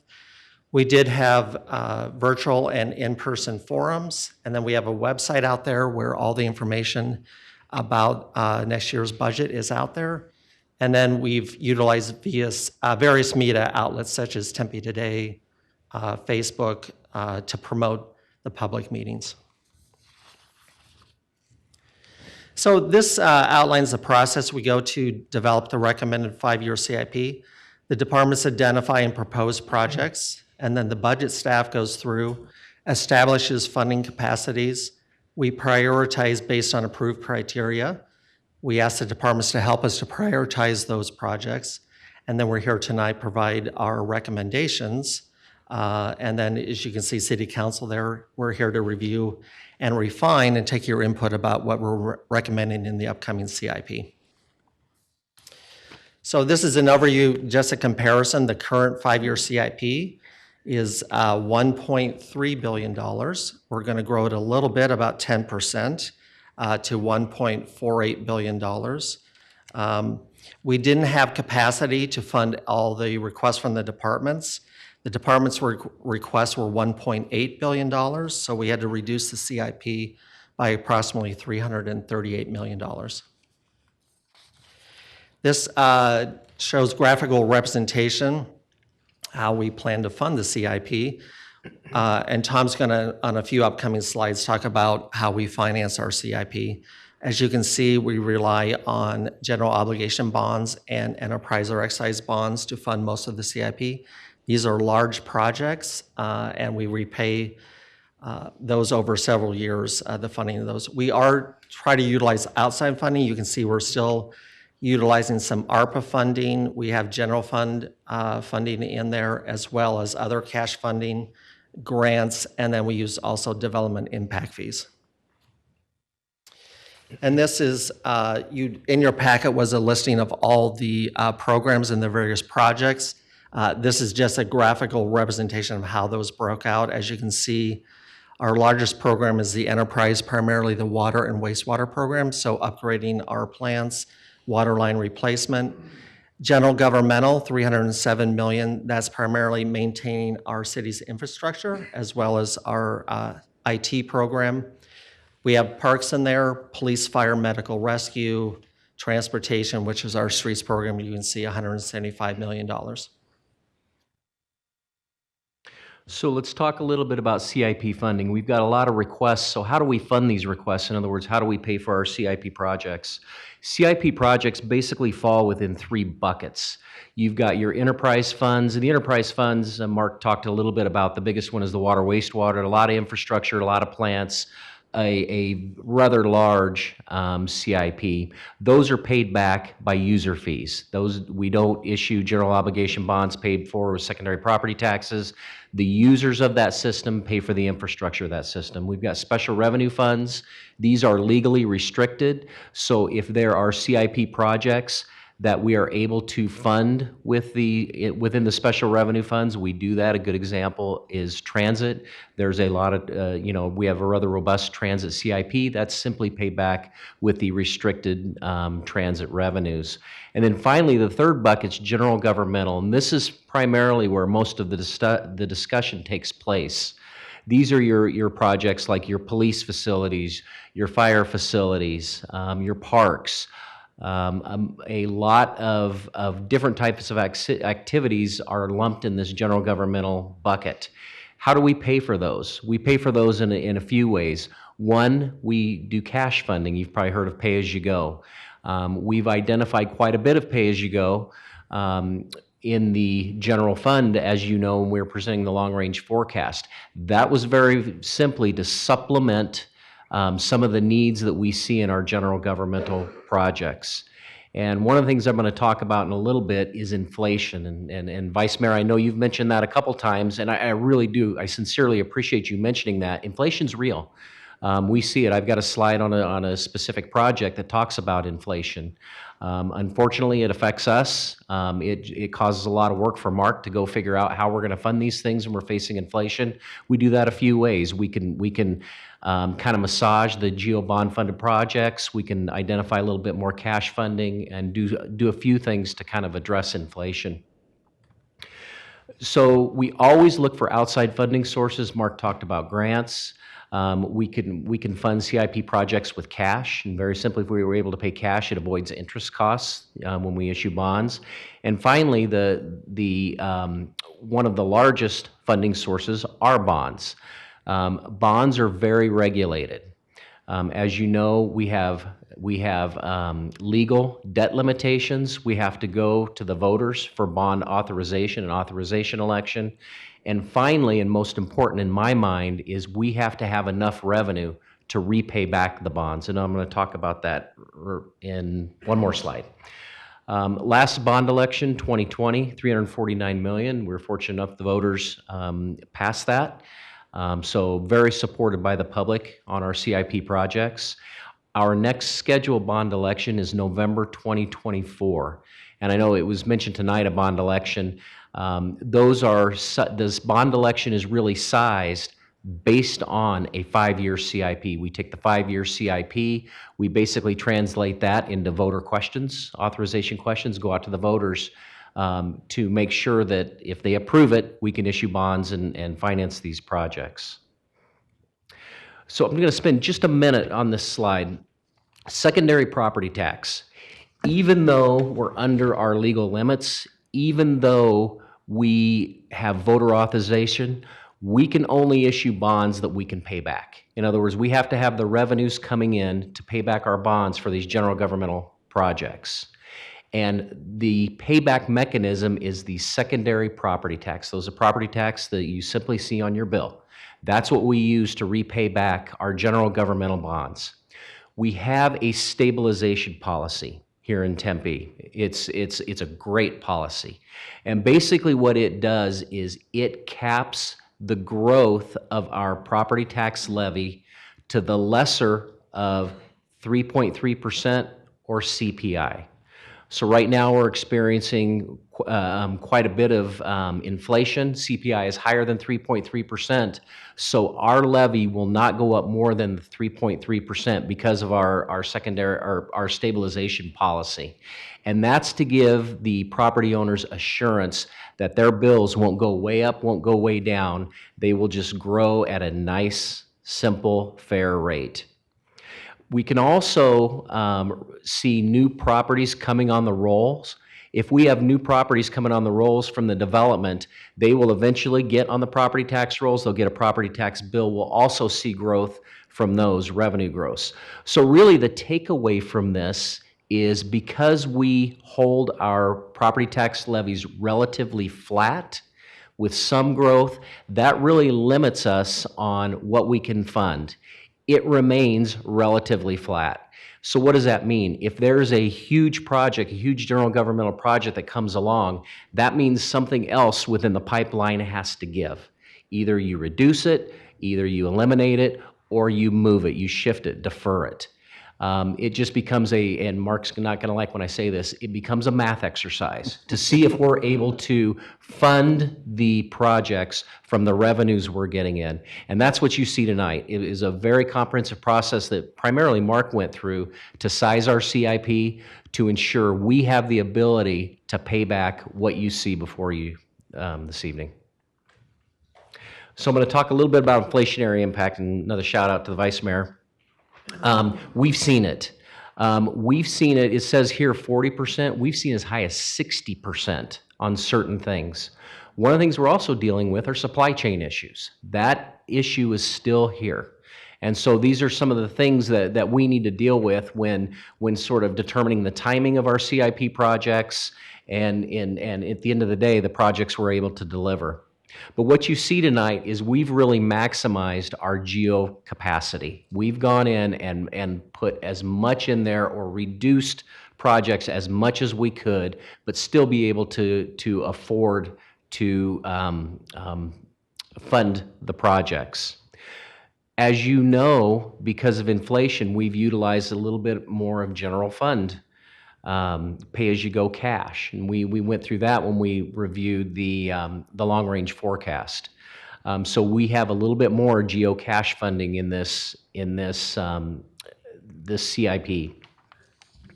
There have been projects that we simply had to scale back or defer. It's a process that we do every year. We work really closely with departments.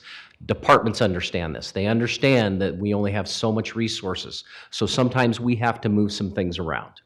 And we've done that, and you know, hats off to the departments for really kind of understanding the issue and really stepping up and saying, okay, I can see what how the means I have to do my projects, and so this is really what I'm going to request in the CIP. And I'll turn it back to Mark. Great, thank you, Tom.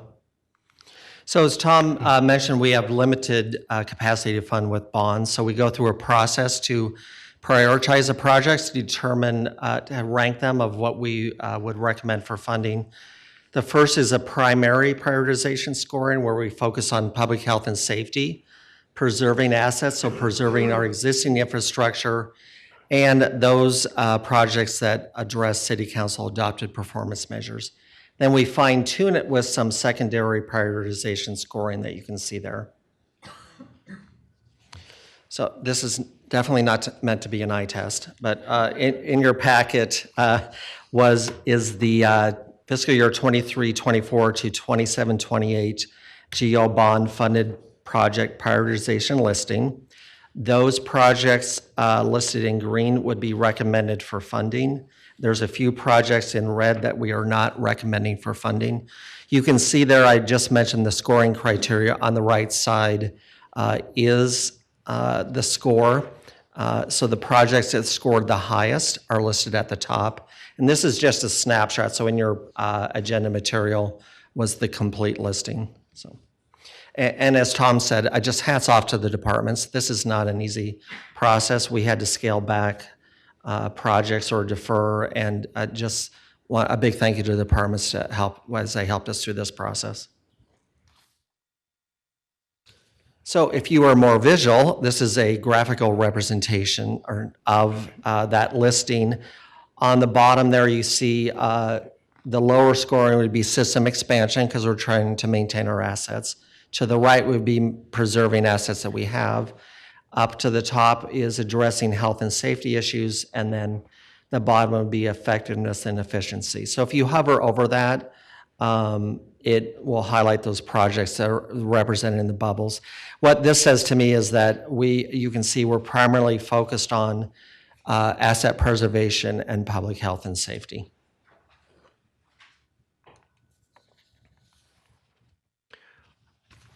It's back to me. Thanks, Mark. So just a couple of highlights. The first two we've really talked about tonight in previous presentations. So you've got the Mill Avenue Streetscape project in the CIP for $21.8 million.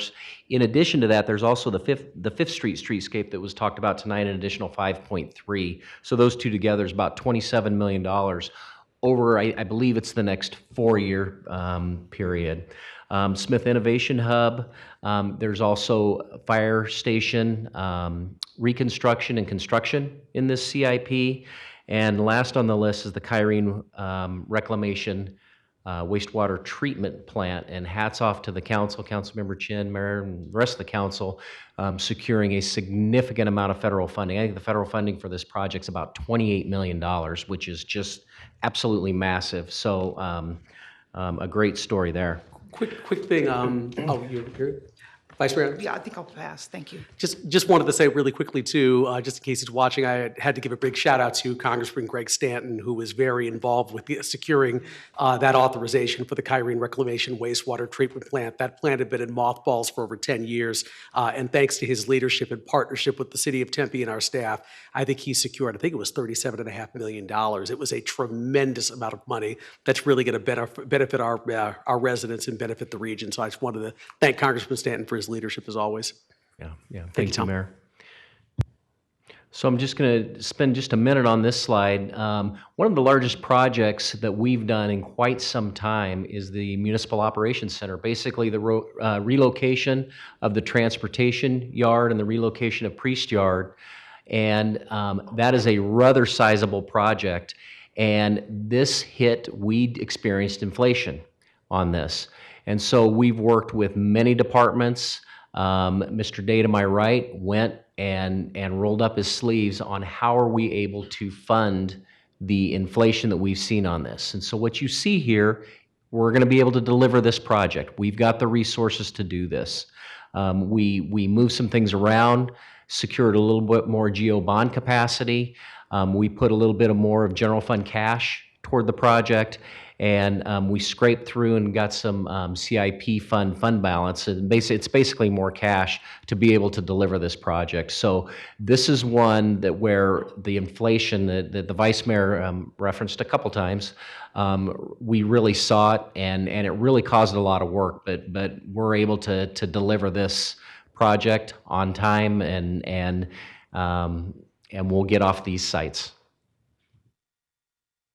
Just real briefly, talk on Refresh Tempe. This is the program that went from a pilot program, if you will, to full implementation this past August, and it's meant to highlight the great work that's being done to maintain the city's infrastructure.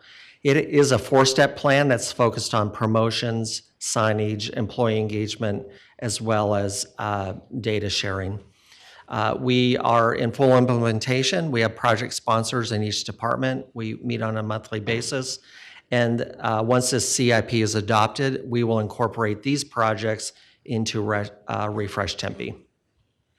And now I'm going to turn it over to Wydell, who's going to talk about the CIP projects that relate to the performance measures which City Council has requested acceleration models. Thank you, Mark and Tom. Good evening, Mayor and Council. Wydell Holmes, Interim Director of the Strategic Management and Innovation Office. Just really briefly, I'd like to just highlight, as we move through the acceleration model, some of the strategies that we've worked with staff and departments on in regards to our performance-led budgeting. So basically, we want to start with where do we want to go, and then aligning our resources, including our CIP budget and our operating budget, to these goals that we have as a city. On the slide here, you'll see about 15, exactly 15 acceleration models that was requested through the council's START results back in December. And tonight, we'll just highlight about 8 of these, and these will be primarily focused because they're heavily driven by CIP. But I do want to mention that all of the strategies are not always requesting additional funding. Our staff works very hard to implement strategies that shift resources, that maybe provide collaboration and partnership, and definitely leveraging the expertise across other departments in the city. So you'll see a lot of intersectionality of the strategies that are in your packet this evening. So with that, I cannot move forward without really thanking the departments and the staff teams that work on these strategies. We are moving into a new iteration of our strategic management program, and really it's about continuous improvement. And so a lot of interdisciplinary teams gave a lot of thought and planning and foresight to how we can really move the needle. These are things that are either different or scaled or have different volume aspects to them. And our new strategic management analyst, Adam Samuels, he was key in facilitating these planning sessions with the departments. And basically what you'll see tonight is measurable strategies. So we want to move away from thematic work to what's really moving the needle and how do we know. And by doing this, we're able to benefit mainly because, one, we'll be accountable as a city, and it also creates intentionality around these strategies. Providing us early course adjustments because we can use data to inform our decisions, And then most importantly, and this is dear to my heart, it defines reality from hope so that we're not just hoping something will happen, we're able to track whether it's happening or not. So our first acceleration model, it was in regards to ending homelessness. And I'd just like to highlight for council here that some of the key strategies revolve around successful shelter exits, working with our HOPE team. And by doing a ratio of 1 to 5 case managers per client, we're able to move that needle and increase it from 39% to 54% in the next fiscal year. We also are looking at property management resources. This would provide us options for shared housing, as well as increasing the business partners that would be new to providing positions for those who are unsheltered in our Tempe Works program. And that strategy is a direct result of our participation in the Bloomberg Innovation Track this past year. And then just want to highlight, in regards to the CIP for shelters, this is a combination of both city funding as well as county funding. And I just want to highlight that to the council as well as to our public, that Tempe will continue to contribute $2.55 million and the county at $7.33 million. And that IGA that's in development will allow us to acquire property to serve over 120 people here in Tempe. Moving to PQI, which is our Pavement Quality Index. You heard a little bit about that earlier as we're translating landscape quality index as well. Mainly here, I'd like to just share that really it's about shifting our preventative maintenance from 19 miles in fiscal year 21 to over 27 miles, which is a lot for the size of our city. And that's a 7.5% increase. Additionally, though, our focus on residential streets is really what's going to move the needle here. And that'll move our residential PQI from 53 to 55. So with our very large network of streets, the emphasis is on residential work. There's 2 areas, though, that we're collaborating with development on, and that is making sure that surfaces are repaired and smooth near high-density construction, as well as working with utilities when they do underground repairs for that smoothness. So it's an ecosystem in regards to how we address our pavement here in Tempe. Feeling of safety in parks, you heard a lot tonight from colleagues in regards to the Park Ranger program, and increasing security presence at parks is one of the key strategies to accelerate this measure. Also activation with city programs and partnerships, and then continuous park maintenance, and that includes CIP investments in infrastructure, and doing this through a CEPTED lens, which is basically environmental design for safety. That can include lighting, sight lines, and the management of vegetation. And moving to the item that was listed as your 4th acceleration model is our housing inventory ratio. Just have to make sure that you know and reaffirm that Tempe does lead the way, especially here regionally. We have our Hometown for All initiative, which is providing a dedicated funding stream. We will continue to advance that initiative as we move through this next fiscal year. Also collaborating with the Tempe Coalition for Affordable Housing, otherwise known as the affiliate, creating shovel-ready projects, purchasing properties, which is what the dedicated funding allows us to do, and also then reinvesting and working smart with the income that we do receive to reinvest in affordable housing.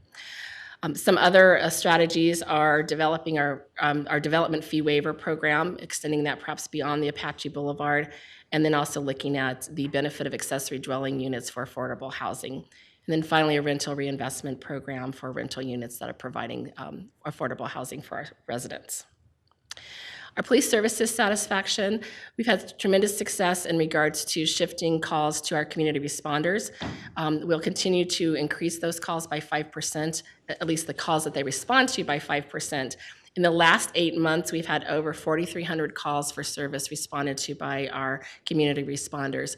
And this means that it's freeing up our police services to have the right person at the right call. It also frees up our field officers to have both incident calls to service and also start shifting to proactive policing. There's a lot of studies in regards to what's the best model in regards to how a police officer spends their time, and really it's like a 30-30-30, meaning that 30% would be on calls for service, another 30% administratively, and then that final service time would be for proactive policing. And that's really what's going to shift the needle here in Tempe in regards to our residents' satisfaction with police services. Staff have worked very hard to create programs and staffing models around that. And then obviously, as we continue to realign to high crime and high traffic areas, especially during nights and weekends, and then also continue a focus on our downtown corridor with a kind of a co-response or a co-patrol team with our human services team members, as well as with police and our community and neighborhood ambassadors. In regards to quality of city services, I could list every performance measure, but I'm not going to. But I really wanted to just highlight there's 2 key initiatives going on in 23-24 of strategies that will help accelerate the quality of our city services, in addition to all of the other strategies we have as part of our strategic plan and our performance measures. The 2 ones that I'd like to highlight is our customer relations management system. This is a technology CIP, and that will provide us a centralized repository for community engagement, which means we can have public outreach and two-way communication. So kind of out one place for all of this information to live with access across the city, obviously appropriate access, so that we can make sure that we're kind of managing each of our residents, each of our visitors in a way that we know what their concerns are, what their history has been in their engagement with the city, and how we might best serve them. So Vice Mayor Adams? just if you could expand on how you're going to reach out to the community members so they can participate? With the community. Customer relations management. That is a great question, and I need to update myself even on that. But I know that right now, like say, for example, in our 311 call center, we have that data. We also have, when we do public outreach engagements with neighborhood services, we have that data. All of the data is living, and those contact information, kind of that case, if you will, is living in multiple different silos. And this system will help bring all those silos together so that we can kind of approach it from a more comprehensive and historical manner, too, with our residents. If I have someone that uses 311 a lot, would you be willing to sit down with her and just get her feedback? Absolutely. Okay. Absolutely. That'd be great. Thank you. Great. Thank you. And then finally, the other item I wanted to highlight for quality of city services is that with over 400 to 600 active devices every day here in the city through our public library, we are going to increase our free public internet access and improve those systems.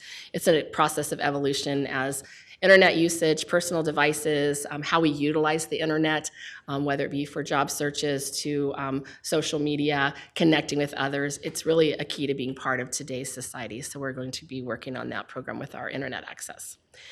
And then a very popular performance measure is our tree and shade canopy. And the main thing I'd like to emphasize about these strategies is it continues our urban forestry program, which has really been the heart of increasing our shade canopy here in Tempe through maintenance, smart planting. But it also now, with some of these strategies, we're combining that effort with engineered shade. And so there's a requirement that or not a requirement, but to do this, we need to improve some of our development standards, which would allow for other options regarding parking lots, private outdoor spaces, and public sidewalks. We also want to, as a strategy, increase our shade percentage requirement for those projects that seek alternative landscape standards or increased parking surface. Perhaps also looking at our TOD for public shade standards that we have there. So this is kind of more of a comprehensive approach to shade. But again, trees as well as engineered shade are really the two key drivers of how we increase shade to 25% across the city. And then finally, yes, I am saying finally, the transit system satisfaction, which is really a cross-section of a lot of different performance measures, but mainly is increasing our stops and amenities with shelter. So we want to, every year right now, there's a plan for 23-24 to increase our bus shelters by 30 per year. And the prioritization of those shelters are based on community need, the ridership, as well as through an equity lens. And I really want to commend our staff for always keeping that in mind as they build out these projects. Also, working with Valley Metro to increase the daily cleanliness. We know that as a rider, that is important to you on a day-to-day basis. And then also increasing on-time performance. Right now, we're running at about 82.25% in the East Valley and increasing that to 85%. A lot of this will be accomplished with new contracts that the city participates in with the regional system.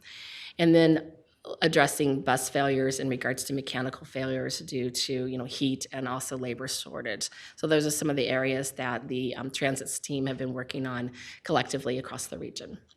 With that, I'll conclude the acceleration models. We'll be back at the end of April with the other performance measures that are more related to operational budget. So we And Mayor and Council, before we open it up, again, big thank you to this gentleman to my right, Mr. Mark Day. It's a tremendous amount of information. You just have in your packets a summarized version, and it's a couple hundred pages long. So the way that he pulls this information together, synthesizes it, makes it understandable for you to make decisions, it's a head scratcher for me. And for Wydell, who is so articulate at talking about the prioritizations of the council and tying that back to this CIP. Again, it's something that we're very lucky we can do that. So just really quick, the list you have tonight, the one thing I want you to be assured, that was prioritized based on council-approved prioritizations. So it has been prioritized. We absolutely welcome your feedback, questions, whatever you have. Departments are here and they can talk about any of their projects. And with that, we'll open it up. Be happy to answer any questions. Thank you.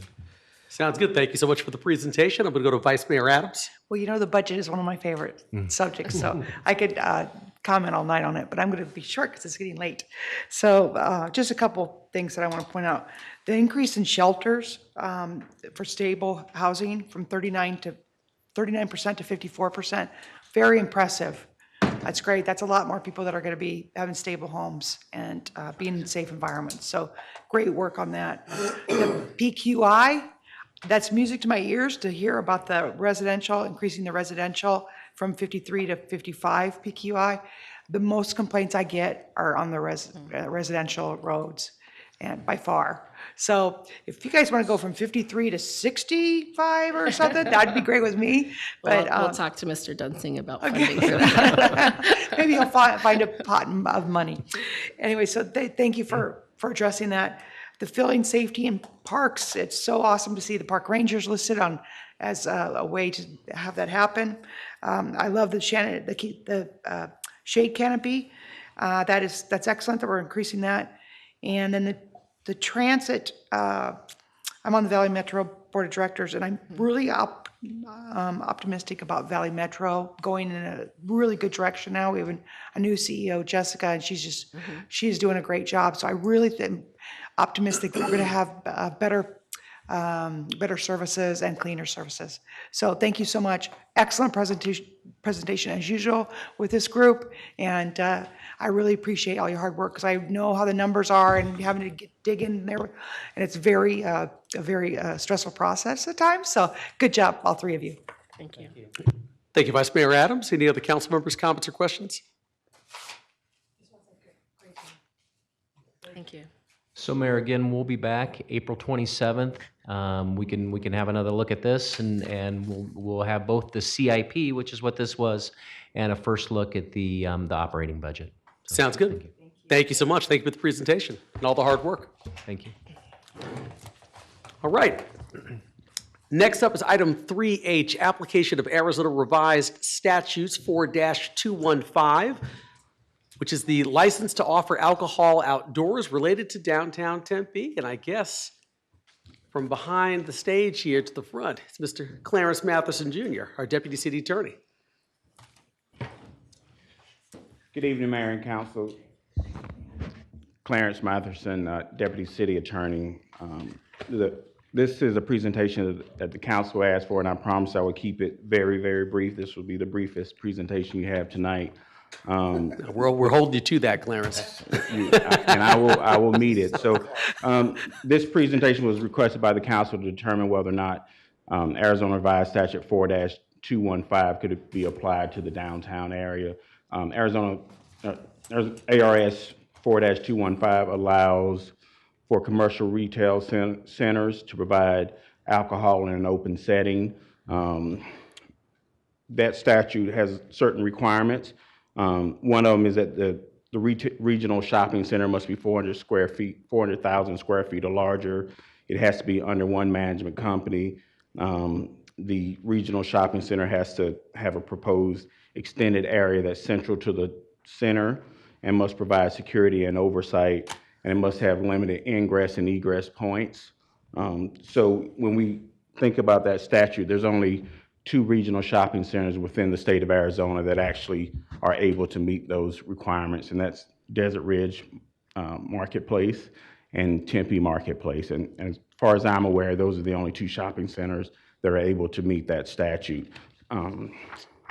So based on the requirements of the statute, it does not appear that the city of Tempe will be able to have an open container alcohol area such as Desert Ridge or Tempe Marketplace without a legislative change. And as far as I'm aware, there are no, there's no grumblings or proposed bills that would enlarge that statute to allow this to apply to a municipality such as the city of Tempe. I think if the council really wants to have those types of areas where they allow open containers, it would have to be in the more traditional setting that we've already used in the past, which would be a beer garden where we have it in a secure area where individuals are carded to make sure they're over 21 years of age and they're provided a wristband, and that we also have security and, again, ingress and egress points that are monitored.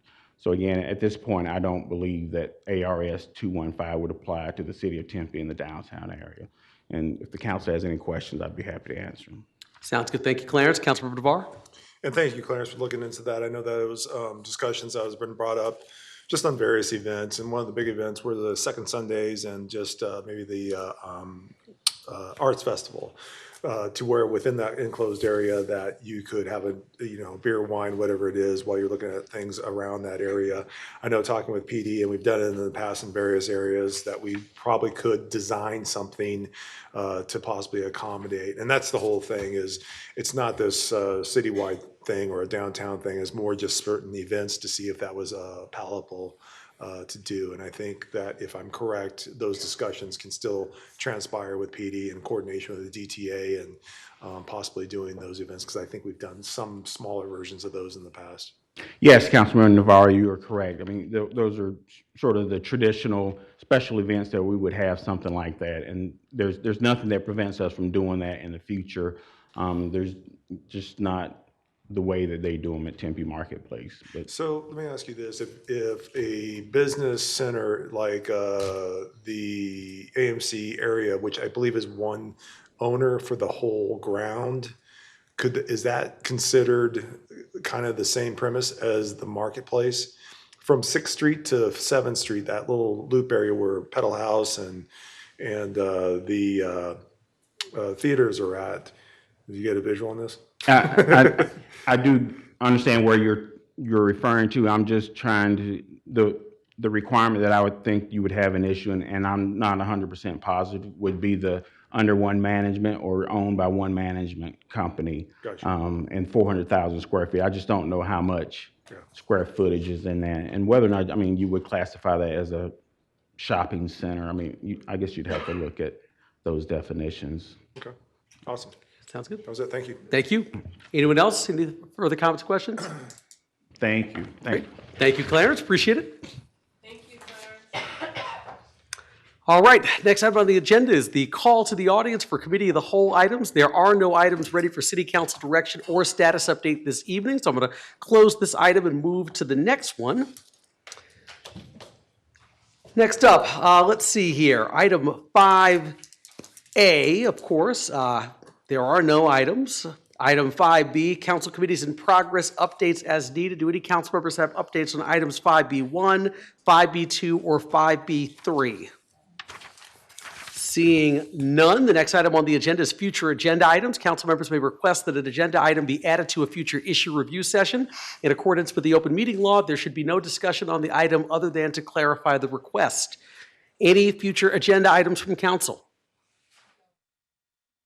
Okay, hearing none, I'll move on to item number 7, which are announcements from the mayor and or city manager. I have one announcement this evening, and it's the Earth Hour proclamation, which I'm going to go ahead and read into the record here. And that reads, Whereas as we approach the end of March and gear up for April, it is important to kick off Earth Month right with the recognition and participation of Earth Hour. And whereas Earth Hour is a global grassroots movement for the environment, inspiring individuals, communities, businesses, and organizations in more than 190 countries and territories to take tangible environmental action. And whereas Tempe will switch off all power to Tempe City Hall on Saturday, March 25th from 8:30 p.m. to 9:30 p.m. And whereas not only is the city of Tempe taking an hour pause, we will also be encouraging individuals to spend 60 minutes doing something positive for our planet. And whereas this event will kick off Earth Month for the city as a symbol of unity, with our region, state, country, and globe representing the power of collective action for our future and the planet. Now, therefore, I, Corey Woods, Mayor of the City of Tempe, Arizona, do hereby declare 8:30 p.m. to 9:30 p.m. on March 25th, 2023 as Earth Hour in Tempe, Arizona. Thank you. That ends my announcements for the evening. Mr. City Manager, any announcements? Thank you, Mr. Mayor, members of council. Two announcements. First, a warm Tempe welcome to our new Community Health and Human Services Director, Tim Birch. Tim comes to us from Clark County, Nevada, where he has served for over 20 years in human services with great distinction. And we are very pleased and fortunate to have him as part of the Tempe team. So I'll go ahead and ask him to stand and be recognized.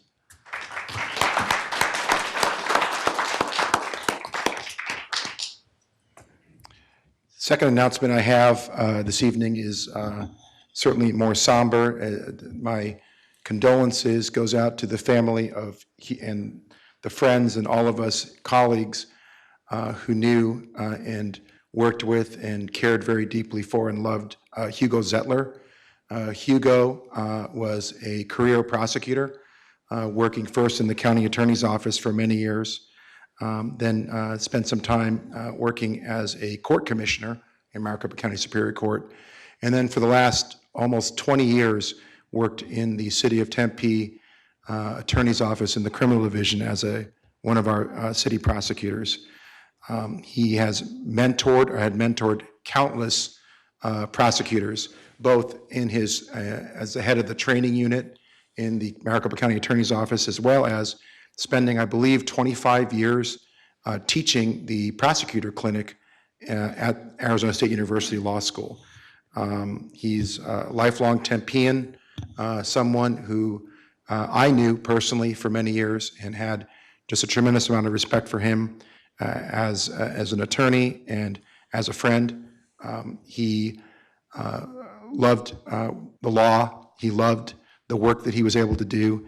He loved his family very much, and he loved this city as much as anybody I've ever known. He will be sorely missed, and I just wanted to say a few words about Hugo today. Thank you. Thank you, Mr. City Manager. Really appreciate that, and definitely our condolences to Hugo's family. That brings us to item number 8, which is adjournment. The next regular scheduled work-study session is April 27th, 2023. And with that, the meeting is adjourned at 8:28 p.m. Thank you so much, everyone.